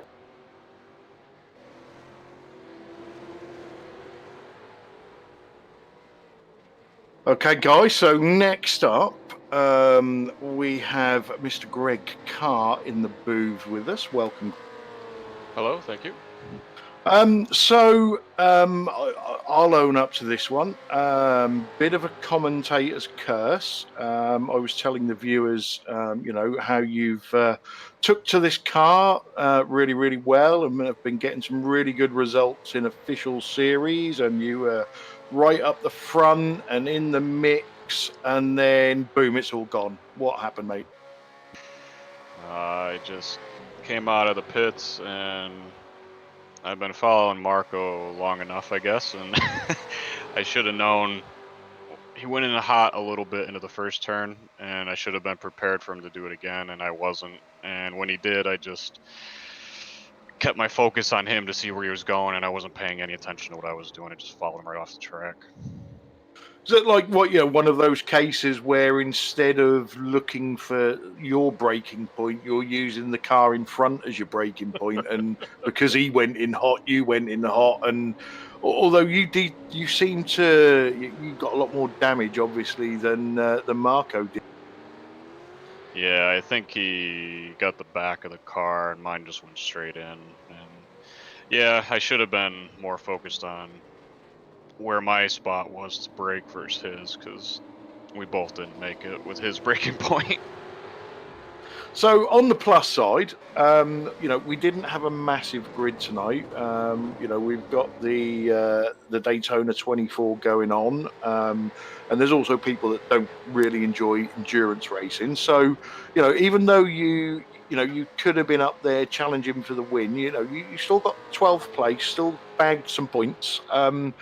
Is this the endurance series? Is this a series that you're looking to try and do for the whole year and do well in, or is it just going to be one of those that when you're available, you'll race and see how you get on? No, I think the schedule makes it available to hopefully get all the races in. And I think I like the longer races. I think my driving style and how I've adapted this car suits a better result. But no, I really like the idea of the longer races. So, But it would be better without pit stops, obviously. no, actually, I was telling Rich and Steve, I could have gone an extra lap each time, and I was going to use that advantage at the end. So I like that there's some strategy, but like I said, you have to pay attention to your own race and don't worry about what other people are doing. Brilliant. Okay, Greg. Anybody that you would like to thank before we let you go? Yeah, thank you guys for the broadcast. I look forward to watching it back. Thanks to our teammates who put in a lot of setup time, and don't think we quite nailed it. Once the track got hot, it was really bad out there, so I think that's something we need to work on. But no, I think that's about it. Well, just to put a little bit of added pressure on you before we go, the final round of this series is at Daytona again at night, and I can't remember who it was, but either Pete or Bill tipped you for the win. Uh-oh. All right. It was me. Yeah, so now you're in trouble. Well, thanks for joining us in the booth, Greg. We will let you go and get our final interview out of the way. All right. Thank you, guys. Cheers, Greg. Cheers, Greg.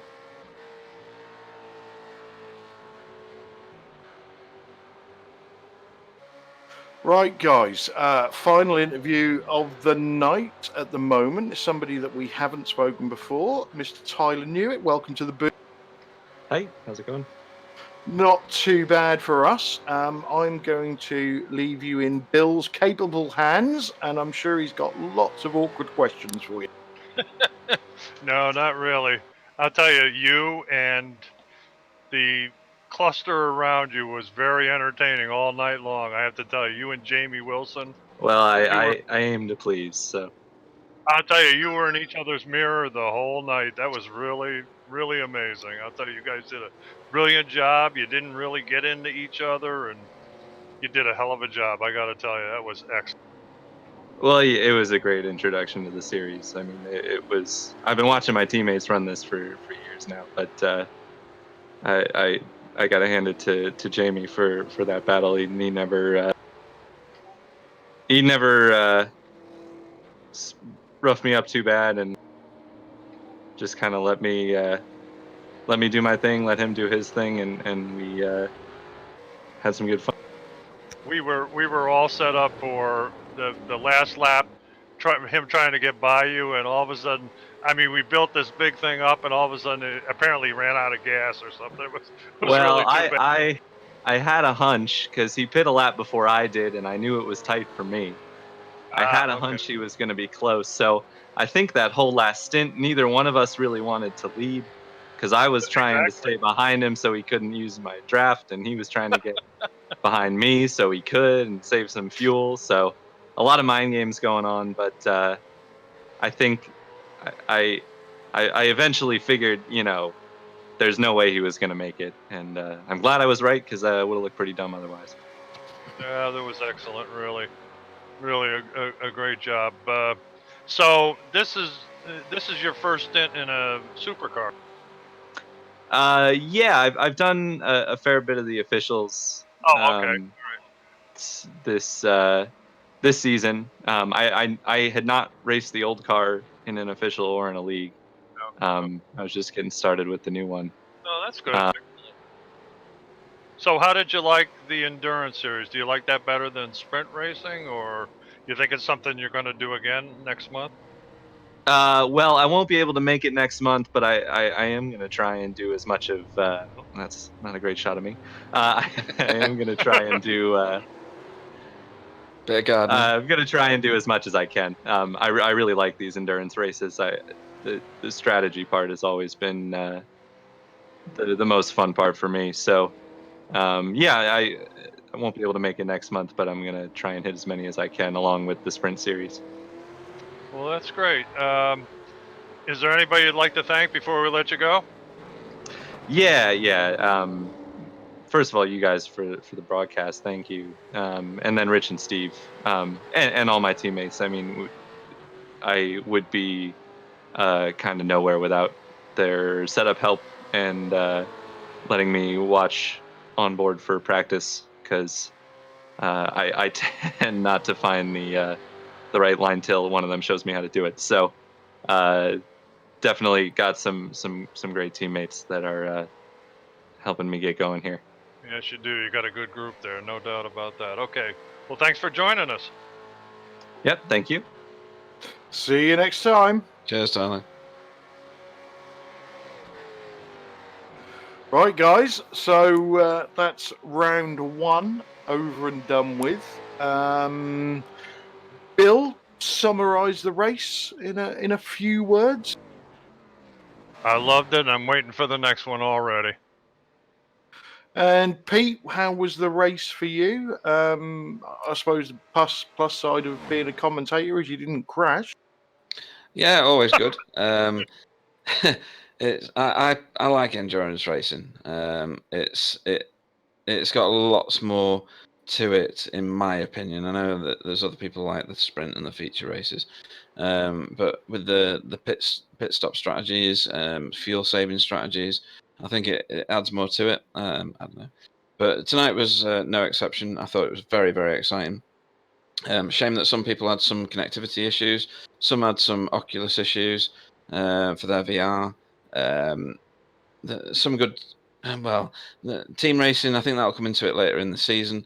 I think it's been a really good night, a very good night for Racetech and their sponsorship of this league.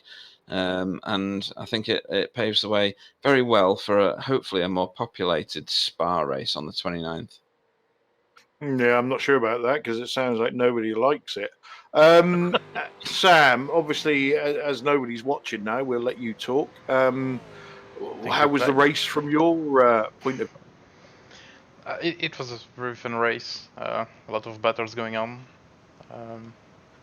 The one for the win and until the big hits happened, and the one with Tyler and all the guys for 6, 7. It was very fun. I'm very glad to get back to broadcasting the series because we had a lot of fun last season. We had a lot of fun for round 5 of my championship, and yeah, I think it was a good evening. Yeah, so I totally agree with everything that everybody said. It's good to be back. We don't take it too serious, but we're getting better and better at it. Agree with what you guys said about the close racing. Really, really enjoyed that. And from what Pete was saying as well, it's a series that I would like to race in if I wasn't broadcasting, because I do enjoy the tactical side of it, the pit a lap early, pit a lap later, see if you can save a bit, all that sort of thing all plays into it. And you also see, as we've seen tonight, the fast guys can make mistakes and the slower guys can bag some points. So I think it had a bit of everything. So we'll close now. We are back as a broadcast team on the 29th of February for round 2 of the endurance series from Spa. The league is back next weekend with rounds 1 and 2 from Monza with no chicanes, which is going to be very, very interesting. Just leaves me to say good night to everybody. Thanks for watching, and tune in next time. Make sure you don't miss anything from the series. Good night, everybody. Night, everybody. Thank you, Racetech, for letting us do this. Good night.